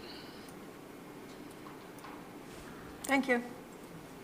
President Elliott? I just wanted to point out that I've gotten some telephone calls from Councilman Mike Patterson, who wants to meet with me, and Councilman Lightfoot and the mayor about some workforce opportunities that the district should be able to collaborate with the city on. And so that meeting is going to be scheduled. I just got a call also from Councilwoman LaShae Harris about some workforce initiatives that she wants to speak with the superintendent about, which are some really exciting kinds. She's talking about something around, which I've never heard, but it's exciting. Maybe it's in some other cities, a mobile workforce development unit. And so I just wanted to present that to my colleagues, and that those conversations are going to be forthcoming. Thank you. That's excellent. Thank you. Awesome, and I can't wait to hear the feedback from the community, students and parents and the partners that we have here in Rochester and surrounding areas. I think that Commissioner Malloy, do you have your hand up? Yes. I do. Okay. Thank you so much for your presentation, and I just want to say this is near and dear to my heart. I think that the more opportunities towards success or multiple pathways towards success just are really key for our students. And I would love to uplift just what President Elliott mentioned when we were at the National School Board Association conference recently. They had those students who talked about this very thing, and anything that we can provide students that is relevant and cutting edge, and also programs that really reflect student interests and that will help to lead to more engagement. So thank you for the work that you're doing, and looking forward to seeing what we can do in the future. Wonderful. Mr. Cox, we're going to allow you to go ahead and finish out the rest of this presentation, because you open up for questions, we are going to have some questions. So go ahead and finish through, and then Thank we'll you open very you much. back up. So here are the list of all the certified CTE programs at Edison. These are the three main areas: digital media and communication, construction, and advanced manufacturing. At East, we have culinary, information systems, teaching and learning, and vision care. Programs on the horizon are, we're working with Edison. They have a music and audio production program. And East is working on a biomedical program. I've been in conversations with Monroe and Franklin campus for sports training kind of a concept at Monroe, and Franklin for computer science and entrepreneurship, just to name a few.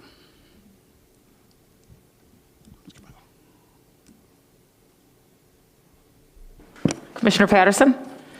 Yeah, I'm just going to offer you a connection also with the programs that we don't have that possibly our students could work with SUNY Brockport, REOC, and the director over there, because we do have, or we did have, Career Pathways of Public Safety, Police, Fire, EMS, and 911, where we worked with SUNY Brockport, REOC, and Dr. Marius over there. So for more offerings for our children in the area of career and technical education, just advice that you might want to reach out to him, where he can also extend and expand our programs in CTE. Thank you. For the middle school part of the middle school. I'm going to give one more point, and then we'll clean it up from there. Yeah, so actually, I was just waiting till you got to these slides, because these are the questions that I had questions on these particular slides. I just want to ask about the CTE program. The vision piece of it was supposed to be extended to Monroe. There was some funding that Paul actually had wrote into the grant over at Edison. Paul Conroe at East, yes.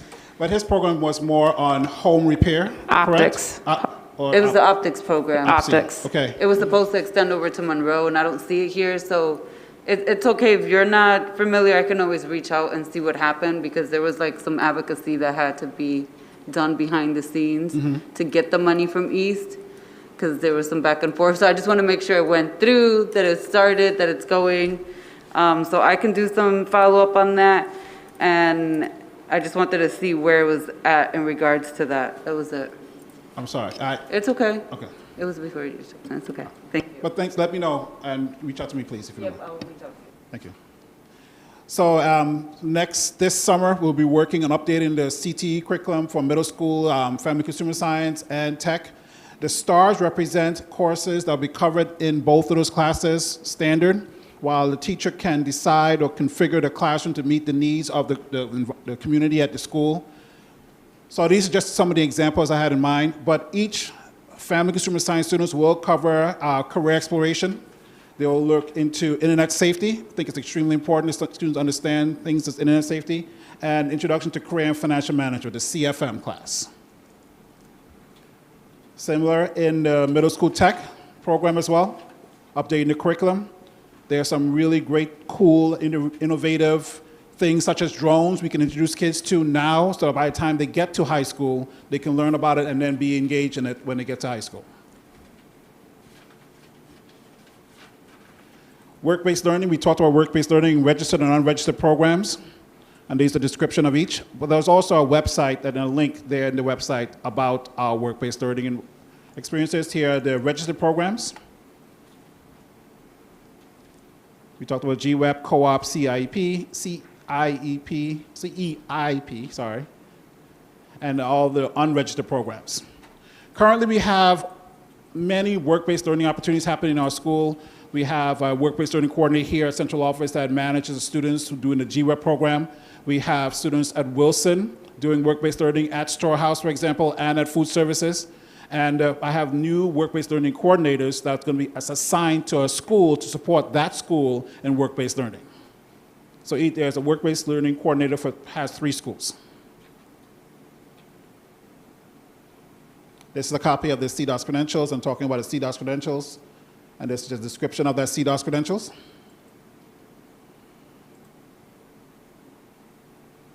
And the enrichment opportunities. I mentioned before Girls Who Game. That's a club for girls to do problem solving and engineering and coding using Minecraft. Robotics being a supporting robotics team. There's 2 teams running this year. Next year we'll hope to have 3 teams again. The barbershop program at Leadership. There is an interest kind of exploring the barbershop program. That person there is my work-based learning coordinator, Ida Mara. She also has a background in cosmetology. She just went to show kids a few things. And next week, they'll be going to a salon and be zooming in to show them what the process of cutting someone hair is.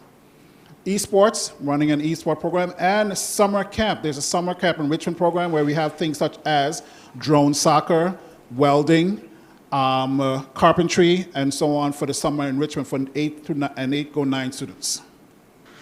I have a question. So I noticed that a lot of students are also interested in culinary, for example. So on one of the summer camps we did at REOC, to your point, Commissioner Patterson, we had like about 100 students from the district come down. They were at REOC and they did a kickoff through another agency where they learned the culinary arts. Is that something that you're looking to incorporate? There are 10 summer enrichment opportunities for 8 to 9 students. Culinary is one of them. Culinary. It's called food science, I think it's called. Okay, yes. But it has like a really catchy name to kind of get kids engaged in it. Yeah. So we have about 10 different activities this summer.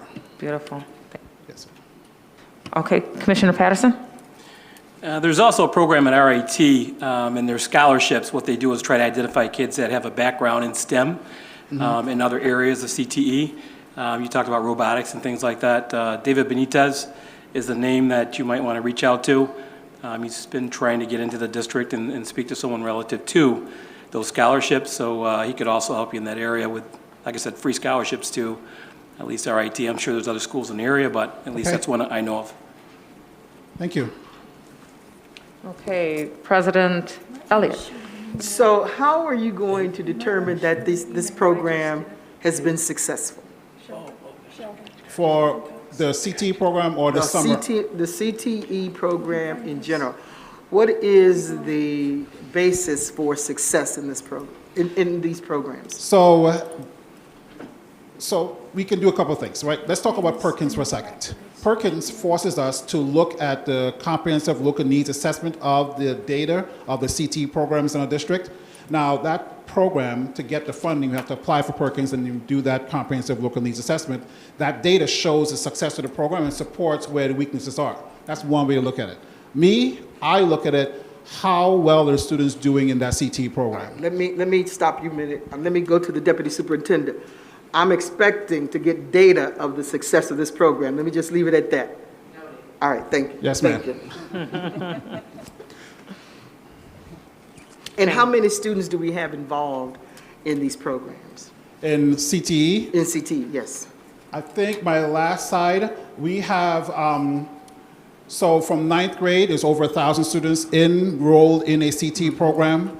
In the 10th grade, it's little under 900 students, and it drops down a little bit more after that. So we got about 1,900 students who are involved in some CTE courses? Maybe. Did I misunderstand what you said? Maybe about 2,300, I think, Okay. 2,300 students have enrolled in a CTE pathway. All right, or thank CTE you. program. Thank you. And so we can definitely submit some additional questions. I think those are really excellent questions, and to maybe board docs and try to get a comprehensive understanding of some of the logistics Absolutely. behind this. That's wonderful information. I believe I have Dr. Jallo with a question. Yes, just a quick question. If you can't answer it now, if you could send it maybe later.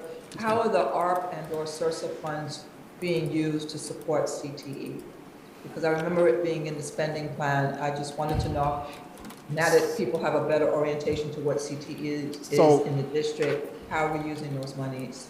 Absolutely. So a part of my application are for more work-based learning, enforcing or supporting CTE programs in the district. There's a whole slew. It'll be easy if I sent you an email or sent everyone here a message later on. But there are many, many, many ways, exciting ways that ARP and SERSA is going to be used to support CTE.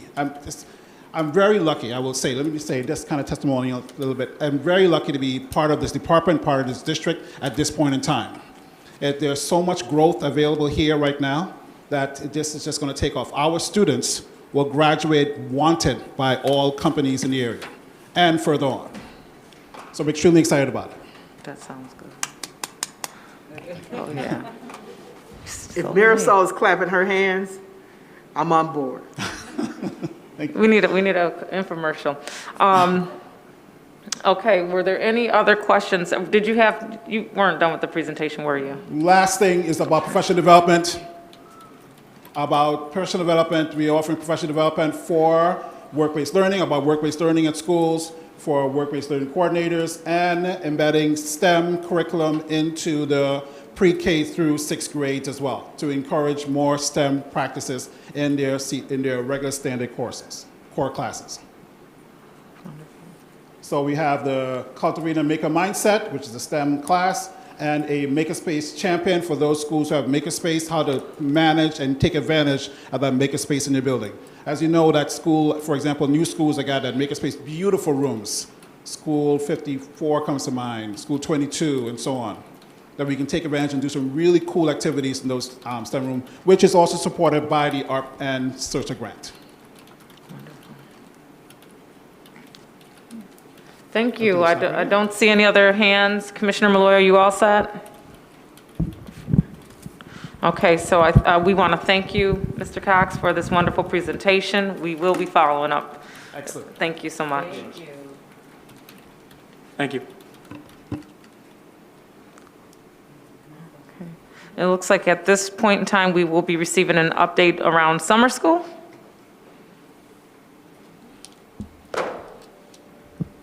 Good evening, commissioners. I should probably hold it too, right? We're going to have to get a taller one of these. All right, so good evening, commissioners. Thank you for having me. My name is Dan Hurley, Executive Director of School Innovation. Excited to be here tonight to talk to you about summer in this cold winter time. So hopefully we can bring ourselves to thinking about warm breeze, sunshine, and summer school. So this year for summer, our purpose aligns directly with the guiding principles for teaching and learning and our strategic plan. When we think about summer learning, it's a unique opportunity to connect with students and provide some instruction that is different from the school year. Feels different, is a little more exciting, engaging. So we definitely want to ensure we connect with our students, affirm them, engage them in inquiry and excitement, and with our unfinished learning and the pandemic, our responsibilities to our students because of the pandemic, we want to ensure that we have opportunities to accelerate their learning as well. So tonight, I'm just going to give you a really high-level overview of programming for K through 5, 6-8, high school, community-based programs, and the best part at the end, the enrichments. So there are some non-negotiables for our summer programs. One of those is all sites serving breakfast and lunch. There's dates in there when we start. We do start K-8 a week after high school. High school has requirement for time that the students have to meet for those 6 weeks, and our K-8 programs are generally 4 weeks. We have all programs, so in the past we've had some concerns about supports for students with disabilities and multilingual learners in the summer, and we want to ensure that all programs will offer those supports that the students receive during the school year. We will be staggering start and end times because of transportation, and we are this year back to utilizing our community-based organizations. That was something that we stepped away from last year to take a pause and evaluate where we were, and now this year we have them back. And one important area is the budget. All of these programs are funded through grants, either Title I, ARP, or we have 1003 targeted grants for some of our specific schools. So for K-5, we have Summer Quest, which involves our receivership schools. And you can see each of these slides gives approximate number of students for the program. As we narrow in on what the program looks like, how many teachers are available for the programs, we'll get that number closer to what it actually will be, but this is our projected enrollment right now. These programs are 4 to 6 hours a day, focus on SEL, writing, math computation, and that's based on our iReady data, looking at our iReady, and we see students are struggling with that math computation piece, so we want to put a focus there. We have Rock Summer Arts, which is modeled after a program that we ran in the past that was an award-winning, nationally recognized program when we were working in collaboration with the Wallace Foundation. And so this is a 6-hour program that weaves in enrichment throughout the day, focused on the arts.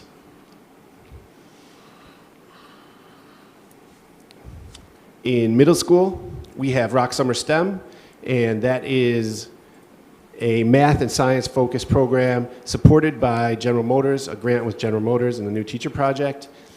Students will be engaged in math and science integrated, as well as writing. And this is also an opportunity for teachers. There'll be professional learning at the end of each day for teachers through the New Teacher Project to enhance their planning and preparation for the next day and really make it a student-focused, exciting opportunity.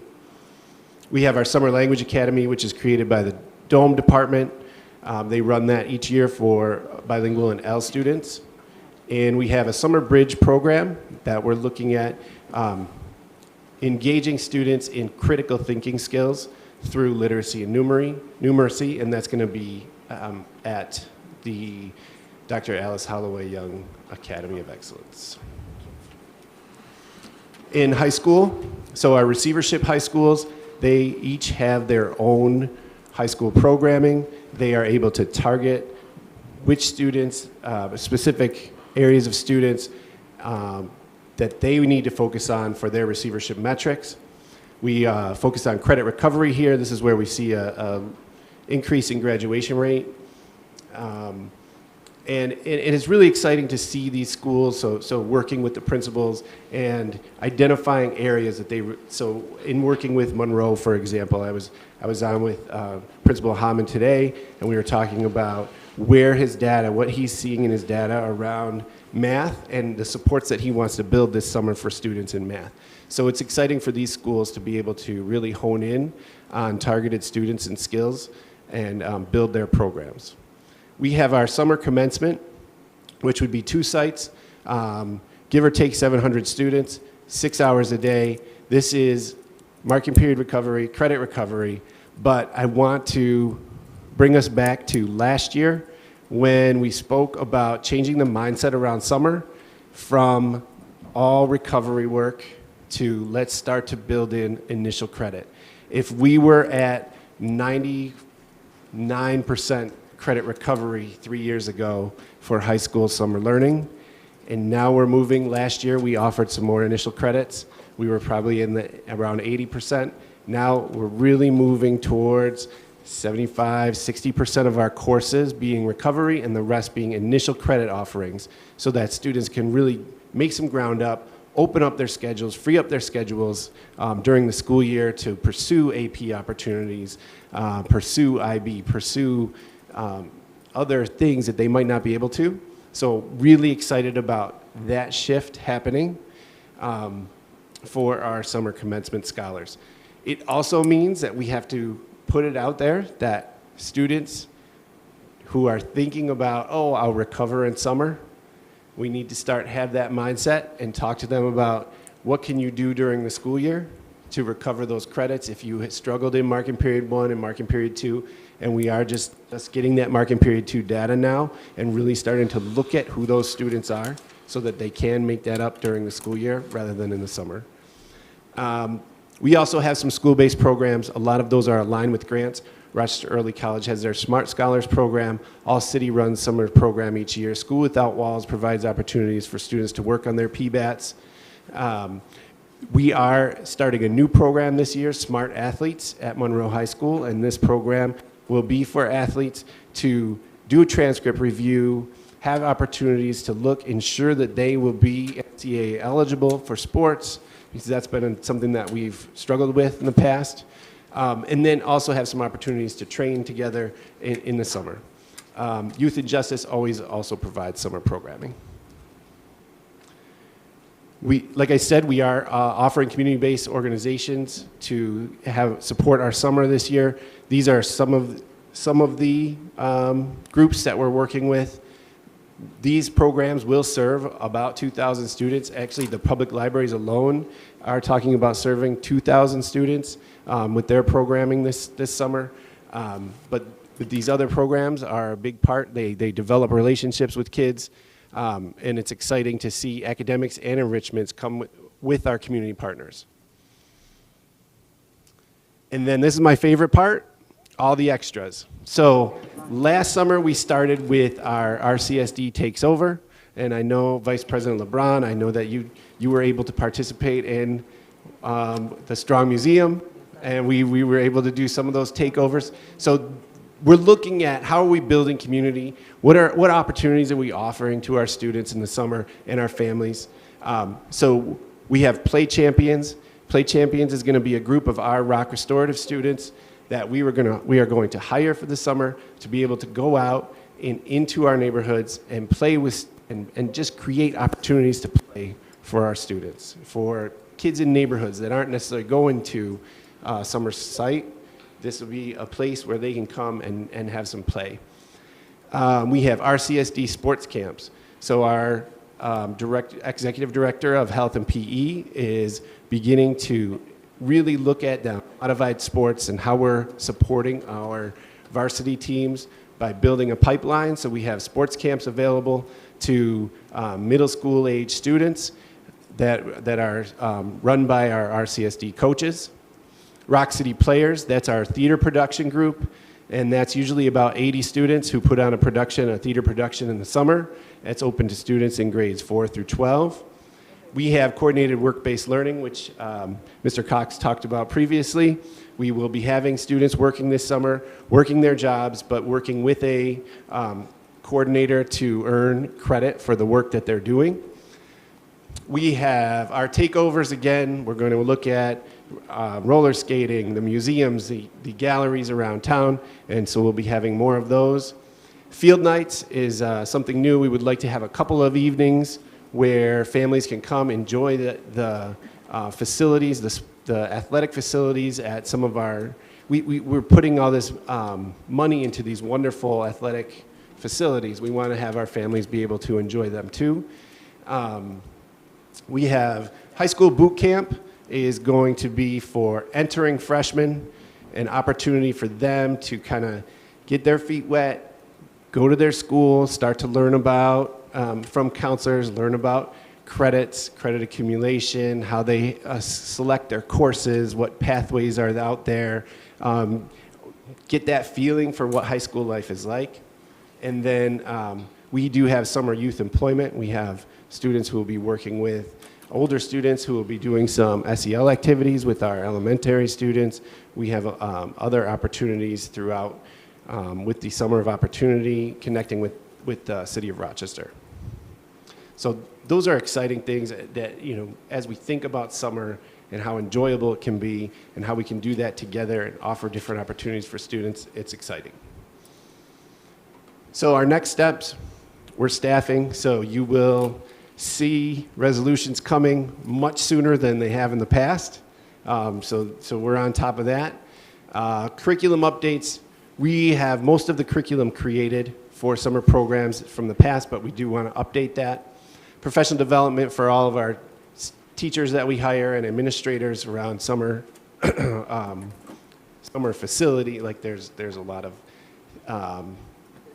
operations for our administrators, but then instructional for our teachers. Contracts and MOAs for our CBOs. In the past, we have had an RFP process that ran out, so this year we will be doing individual contracts and MOAs, so you'll be seeing those come. Facility determinations.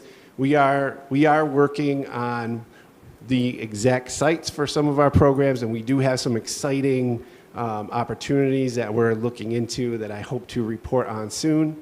And then finally, our communications, working with the communications department, trying to find some innovative ways to connect and ensure that the enrollment and registration process is easy for our families and accessible to all. So I'm ready for questions. Thank you so very much. And you said some of those dollars have been allocated or being allocated through Title I ARP and some targeted grants or what have you. I do have Commissioner Malloy who had her hand up. Great, thank you so much. Dan, thanks so much for your presentation. Really excited to see what we're going to be offering our students. And I think more than anything too, I was so excited to see just the offerings in just that were sports related or anything that play-based learning I'm all about. So really delighted to see that.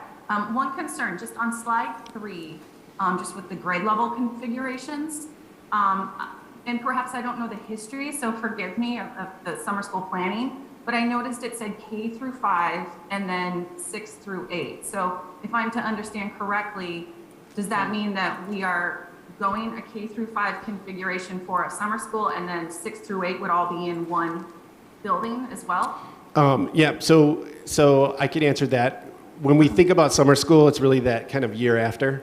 So when we talk about engaging our 6th graders in summer school, we want them to start to have that middle school experience. So as we look at those programs at Dr. Alice Holloway Young Academy for Excellence, that program, we would want some 6th graders to start to understand life in middle school and how that coursework get them ready for middle school. I know that East Lower actually also is talking about a program, one of our receivership schools. They would welcome some 6th graders into their program. And it says 6th through 8th because our 8th graders, we do have some programming for them in the end of the year around high school boot camp, but 8th graders who may have taken a living environment or a Algebra 1 course, they would have the opportunity to go to our commencement site. Right, so I guess I'm just wondering, have we always structured it this way in terms of the grade level configurations for summer school? You know, historically, I can tell you just as far as my experience with it, we have identified different grade levels. So like when we had the Wallace program, that was grades 3 and 4. And then there were some, I don't think that year there were any early elementary or primary opportunities. So I think it's just kind of evolved over the years. This was a way for me to organize it for us to talk about. All right, so last summer when we were doing catch-up work, we didn't have the grade level configurations laid out in this manner? Yeah, we did. Our opportunities for 6-8 were fewer last summer. So we did have K-5 and we had a ninth grade, and then we had 10-12. So that's changing a little bit. Where was 6th grade and all of that last summer? 6th grade, there was the Summer Language Academy. There was a program at East Lower. But were they housed with 7th and 8th graders? I guess that's what I'm trying Yes, to they were. get. Yes, they were. Okay, so that is something that we've done in the past. I guess the only concern that I had was that, that's something that the board is discussing, and we need a lot of community feedback about the direction that we're going to be going in terms of the various grade level configurations moving forward as a district. So I just wanted to ensure that we weren't like establishing a past practice by having summer programs configured in that manner. But it sounds like this has been done before, so thank you. Okay. Vice President LeBrun? Thank you. So just a couple of points. First and foremost, I would like to see a budget separate from our budget. I know we're going into budget season very soon, I'm fully aware, but I do want to uplift the budget because in the past that has been an issue for the district, staying on track for our summer budget. So just curious about that. And then also would like to understand how outcomes for each of the programs are going to be tracked so that we have some awareness. And perhaps some comparison data from even previous summer programs for graduation and students. I'll tell you, in the past, we've had summer school and attendance issues. And then when you have that kind of combination, you have staff that are perhaps standing around, right, because the classroom's not full or students didn't show up. And when I would bring that up, I would be told by previous administration, we're rolling it up, we're gonna roll up kids and we're gonna right size, but that actually never happened. So I just wanna understand how we're tracking those things, what attendance will look like, because I'm a little nervous about like 4 hours programs, right, for K through 5. Because as a parent, I could tell you I need full-time for my child, and I would never put her in a program 4 hours, and then I would have to stop in the middle of my day, figure out transportation and childcare for the rest of my work schedule. So I just want to put that out there because I'm a little nervous on how we figure that piece out with perhaps even some wraparound with the CBOs. So I just want to put that plug in. But so that's one. And counting all of the numbers, though, for K through 5, we're looking at servicing around 1,300 students. Just curious about what happens with the rest of our students.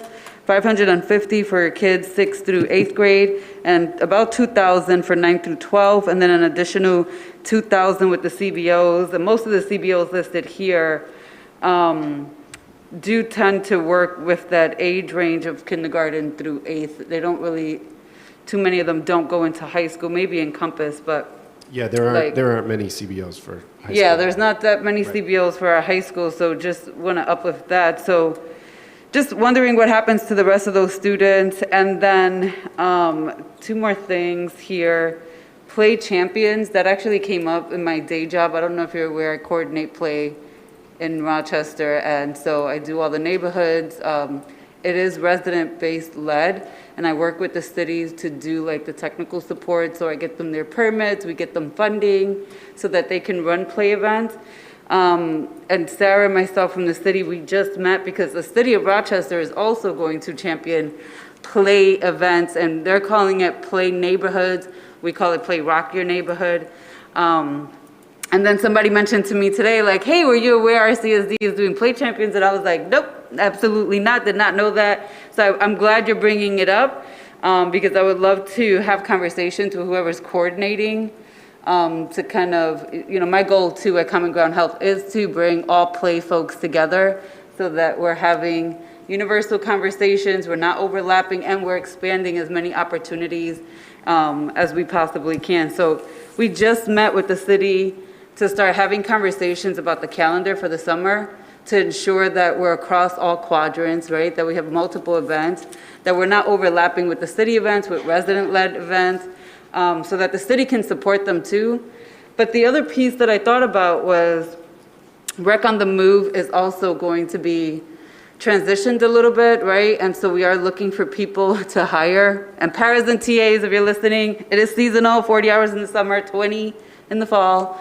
But I don't think there's anything that precludes us from looking at potentially even hiring students to get that training and then to do that work and do that play work throughout the rest of the summer. So would love to have some conversations. We are desperately hiring for those things. And like I said, it's 40 hours, but I do think there is some adaptability that we can have. And I would love to be able to hire some of our RCSD students to lead some of the play work. That would be phenomenal. And then lastly, I just want to put in a plug, and I've said this before, we're not good partners as RCSD, and I would love for us to be good partners with our CBOs, and I know that is something we're working on, but I appreciate that MOAs are going to come before us and so forth, that you're starting this process now, right, because it's in February. And now we then need to start talking about the fall, because what happens in the fall with our community-based organizations is that we as a district, we have these long, extensive processes, right? And then they get approved and start in October, December, January, half the school year is gone.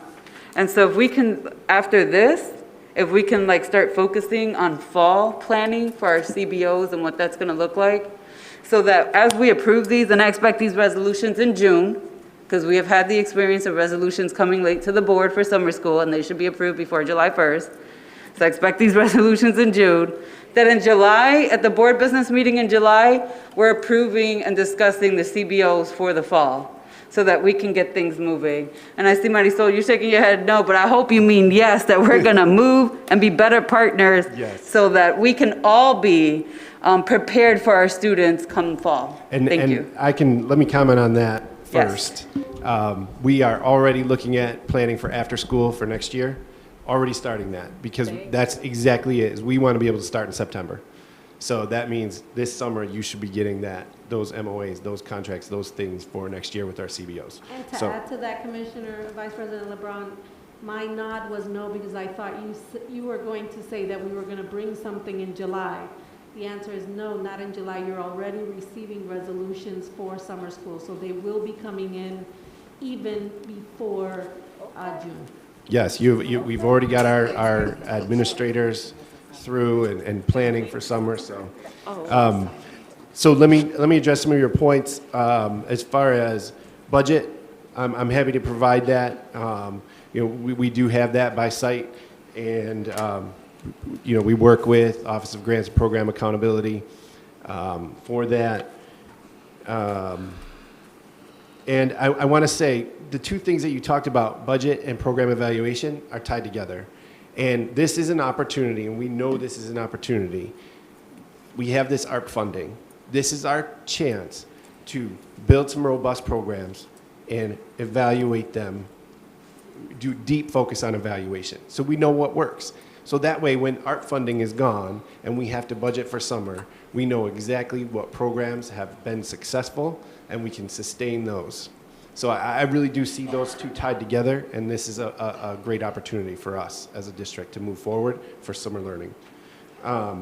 As far as enrollment, you kind of went through the numbers, and as far as so those numbers, we look at past summer data, and that's the enrollment. And there's a few cases where we had students waitlisted at some of our receivership programs, and those programs were small based on staffing or based on the enrollment of the school in general during the school year.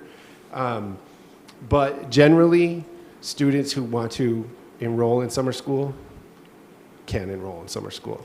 And so I think that one of the things that we work on with our communication plan is providing access to registration and enrollment, getting that word out there early, and so that our families have the opportunities to enroll. And I think that'll really help with our attendance this year.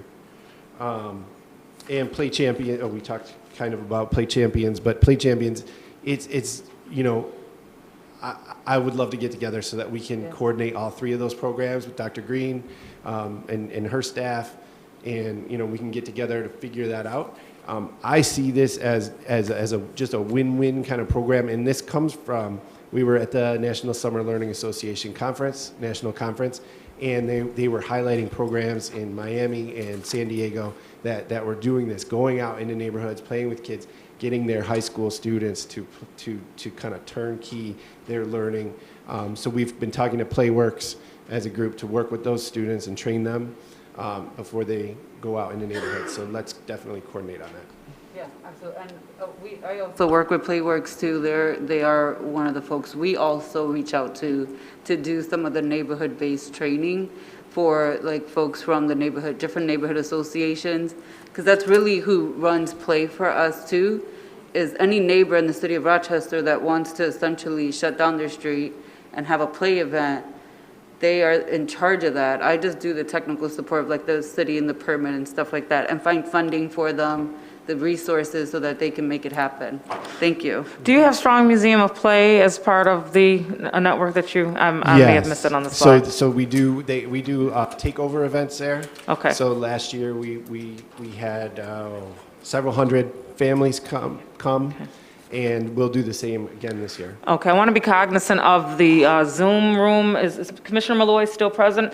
Okay, so she did have to leave a little early. She has an event for her son's birthday this evening, so I wanted to get her in if she needed to ask any questions. So she has left to celebrate her son this evening. Dr. Jallo, I want to make sure I'm not missing you at all. No, I'm good. Thank you very much. Oh, wonderful. Any other commissioners? President Elliott. Yes, and let me just do a shout out for David. He turns 10. This is Commissioner Malloy's son. So David, happy birthday from the Board of Education. Enjoy your day. My question has to do it's overall, well, a few things. One is, how did last year's program inform this year's program? And I think Commissioner LeBron, Vice President LeBron, had mentioned about the attendance rate. And so have we, based on the attendance from last summer, have we reduced the number of students who we anticipate are going to be enrolled? Is there a limit on the number of students that we're going to have enrolled? And really, let me just ask, is summer school successful? Should we even be doing summer school? So if you could respond to those questions, and I may have a couple of more after that. Sure. So we had, in our final report for summer last year, we had a section called Lessons Learned. And one of the biggest lessons that we learned was around supervisory and how our principals are supervising instruction, and the difference that made in what was actually happening in the classrooms. So we know that we need to have administrators who are doing walkthroughs, who are focused on instruction in summer, not just operations, and that made a difference last year. We saw schools that really focused on attendance and made it a big deal for students. We had elementary programs and high school programs that really excelled with attendance. And so we have some lessons learned from them around best practice and what they did to achieve high attendance rates. And I also want to go back to what Vice President LeBron was talking about. And so we are currently we have to work with RTA to try to develop a policy around what happens if we don't have enough students. How are we going to make those decisions around what classes we collapse, what teachers we have to, because we make a commitment with teachers to work for the summer, and so they plan their summers on that. But we also have to acknowledge, to be fiscally responsible, that if there aren't kids there, then what are we going to do? So we are working on a policy around that. And as far as enrollment, so these numbers reflect the students who did attend last summer, and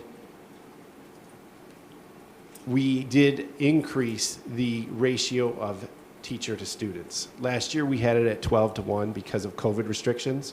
So this year we are staffing a little differently, higher than that in our elementaries, around 15, to 18 to 1 and 25 in our secondary schools. Well, to your point about the teachers, you know, that we've made this agreement with the teachers about them having, you know, to be there. So we're paying teachers even if they may not have students in there, or very few students. So yeah, that's something that we have to renegotiate, because here's another opportunity where we are wasting money if the students are not there. So I'll just say overall that I think it's a robust program. I'm just not as convinced that we're going to have the attendance rate is going to be robust. And I'd like to see the outcomes of this program. Now, is every program in some way related to earning credit? Every high school program is. Yep. The So they're okay. either recovering credit or they are getting initial credits. Okay. Yes. Thank you. Mm-hmm. Commissioner Patterson? Just to piggyback, thank you. Just to piggyback off the president, as far as fiscal responsibility, is there a cutoff date for these students to sign up? So then we know exactly how many teachers we need. Yeah. And so we are planning to start the registration and enrollment in April, and we haven't established that cutoff date yet, but we will. The problem is we have students who register and then don't come. So as we do that each year, we have a cutoff date, and then we staff to that. But then we have, generally in the past, the attendance rate for summer was around 50%. And we were a little higher than that last year. Most of our programs exceeded that. But that's hard. 50%, you know, when you staff for 2,000 and 1,000 show up, that's a lot of teachers that are not being utilized. So we do need to continue to work on that. Thank you so very much Can I for your just- presentation. let It me looks just- like President Ellie, you have one Let more? me just say, so that, I'm sorry, he just mentioned something. So, but if we know based on historical data that only 50% of our students are in attendance, can't we hire based on what the data is showing us? Yes, and we do take that into account. So I say we staff at 25 to 1. We might register at 35 to 1. You know what I mean? It's better to have and not need than the need and not have. Sort of. Reverend James So Cleveland? we might hire one teacher for 35 students, expecting that 25 are going to show up. So we do take that into account. Were there any other questions for tonight? Thank you so much for your presentation. I'm sure we'll be following up with additional questions. Absolutely. But we thank you for taking all of the questions we had this evening. I do want to just mention that for the ESA committee, one objective I have or plan I'm hoping to execute is to lean out this meeting a little better. So one of the things that Dr. Black and I discussed along with Charisma is we're going to work to have presentations. So starting next month, these are presentation-heavy committee meetings. We're hoping to get the presentations into the board's hands that Friday prior to that Tuesday. This will allow us to take a look through the presentations and identify some wonderings or specific questions that we might have that we can submit by the end of business on that Monday, which is prior to the Tuesday meeting. That'll allow the cabinet to really incorporate some of those questions into their presentation and proactively answer them for us, given they have the turnaround time to do that. That does not dismiss the opportunity to ask additional follow-up questions, but that may help alleviate some of the questions we're seeing. Commissioner Powell, I do see your hand. Thank you. This is kind of an administrative question. I noticed that the agenda 6D has the two PowerPoints on CTE and summer school under the administrative content, which means it's not visible to the public.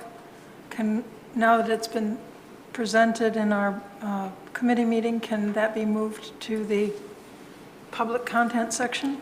You may have to refresh the board docs. It has been moved. Oh, it has, okay, all right, let's take a look. Thank That's you, all. Charisma. Thanks. Good question, thank you. Commissioner Patterson? Yeah, I just wanted to second what you said, because I also made that same request, so that was good advice. Good, what committee are you overseeing? Oh, this request for this meeting, you mean, for this The committee? last statement that you made, I'm just Oh, on confirming the that. questions, okay. I thought, okay, thank you. And then Vice President LeBron. Yeah, I just want to say, I typically don't ever I try actually not to submit questions. I do feel like this work from the administration, especially if you're presenting to us because you dictate what you're presenting to us, you should be able to answer questions on the spot. So I just want to put that out there. I've always been that way. I have no intentions on changing that about myself. And I also feel like these are the times to have these public conversations about these things. Because sometimes questions would go in the board question log. If our community doesn't know where to find the board question log or find the answers, it just goes into the abyss. So, but I do appreciate you also mentioning that we would have an opportunity to do either or. Because some questions perhaps do require a more robust research piece for them to be prepared to answer. But I'm of the mindset they should always be prepared to answer these questions, especially since they control what they're presenting to us. And I do agree. We don't control that. And I'm excited about it. I'm excited about the opportunity to present questions. And so they'll be coming out publicly, even if we present them ahead of time, because they'll be incorporated. And then, of course, if they're not identified through the presentation, we have the public opportunity to do that, or just ask the questions up front. But those of us who are interested in doing that and submitting the questions ahead of time, I definitely welcome that, and hopefully we'll see how that goes, Dr. Black, and how we're all feeling. At this point in time, where there shouldn't be any more questions, so I'm going to move forward with the agenda. It looks like we have executive session that we're going to be going into. So this is for the public. I'd like to make a motion for executive session. This meeting may recess in executive session to discuss matters related to the employment of a particular individual or other matters permitted by Section 105 of the Open Meetings Law, or to receive the advice and counsel of General Counsel. Yes, technically it is exempt session for the purposes of quasi-judicial proceedings, as we'll be dealing with suspension appeals. So just to clarify that, and we will have to come out for the vote on the appeals after we're done. Okay, wonderful. Thank you. Madam Chair, before we vote on going into executive session, would it make sense for folks to fill out the survey before we migrate downstairs? You know, I was wondering about that, and so I'm getting my legs, but I'm okay taking the survey now, and then once we dismiss with executive session, we can go from there. Do we need to come back and say anything to the public? Yes, We we need still gonna, we still have the resolution. Okay, so we'll still come on back up, but appeal. we can, if you want to take the board survey now, you can do that as well. So why don't we take the board survey, get that out the way, and we'll come back and dismiss for the public. Thank you. We're going to go into We executive still have, session. We got a did you motion. motion? I'll motion. Second. All those in favor? Go ahead. All those in favor? Aye. I've been up since 4 this morning. I know. Thank you. You did excellent. Alright, and I'll manually put it in. Okay, thank you. We ain't about to. Okay, so then we come back. So we need to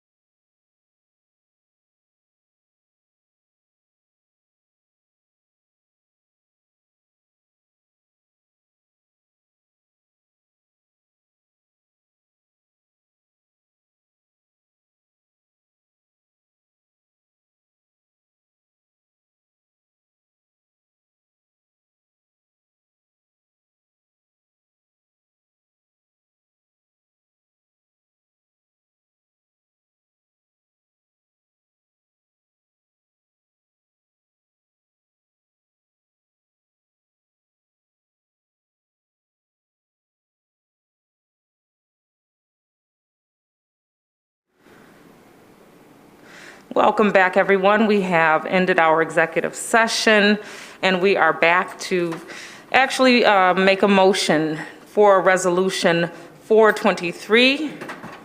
I'd like to make a motion for Resolution 423. Motion. Second. Second, okay. Any points of discussion? We've already had those in executive session. So all those in favor of Resolution 423?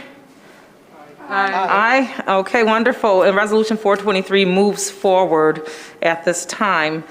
That concludes our meeting for this evening, the Motion. Equity and Student Achievement Committee meeting. Motion to adjourn? Motion to adjourn the meeting. Second. Yeah, there we go. All those in favor of adjourning this meeting? Aye. Aye. Have a good evening, everyone. Thank you.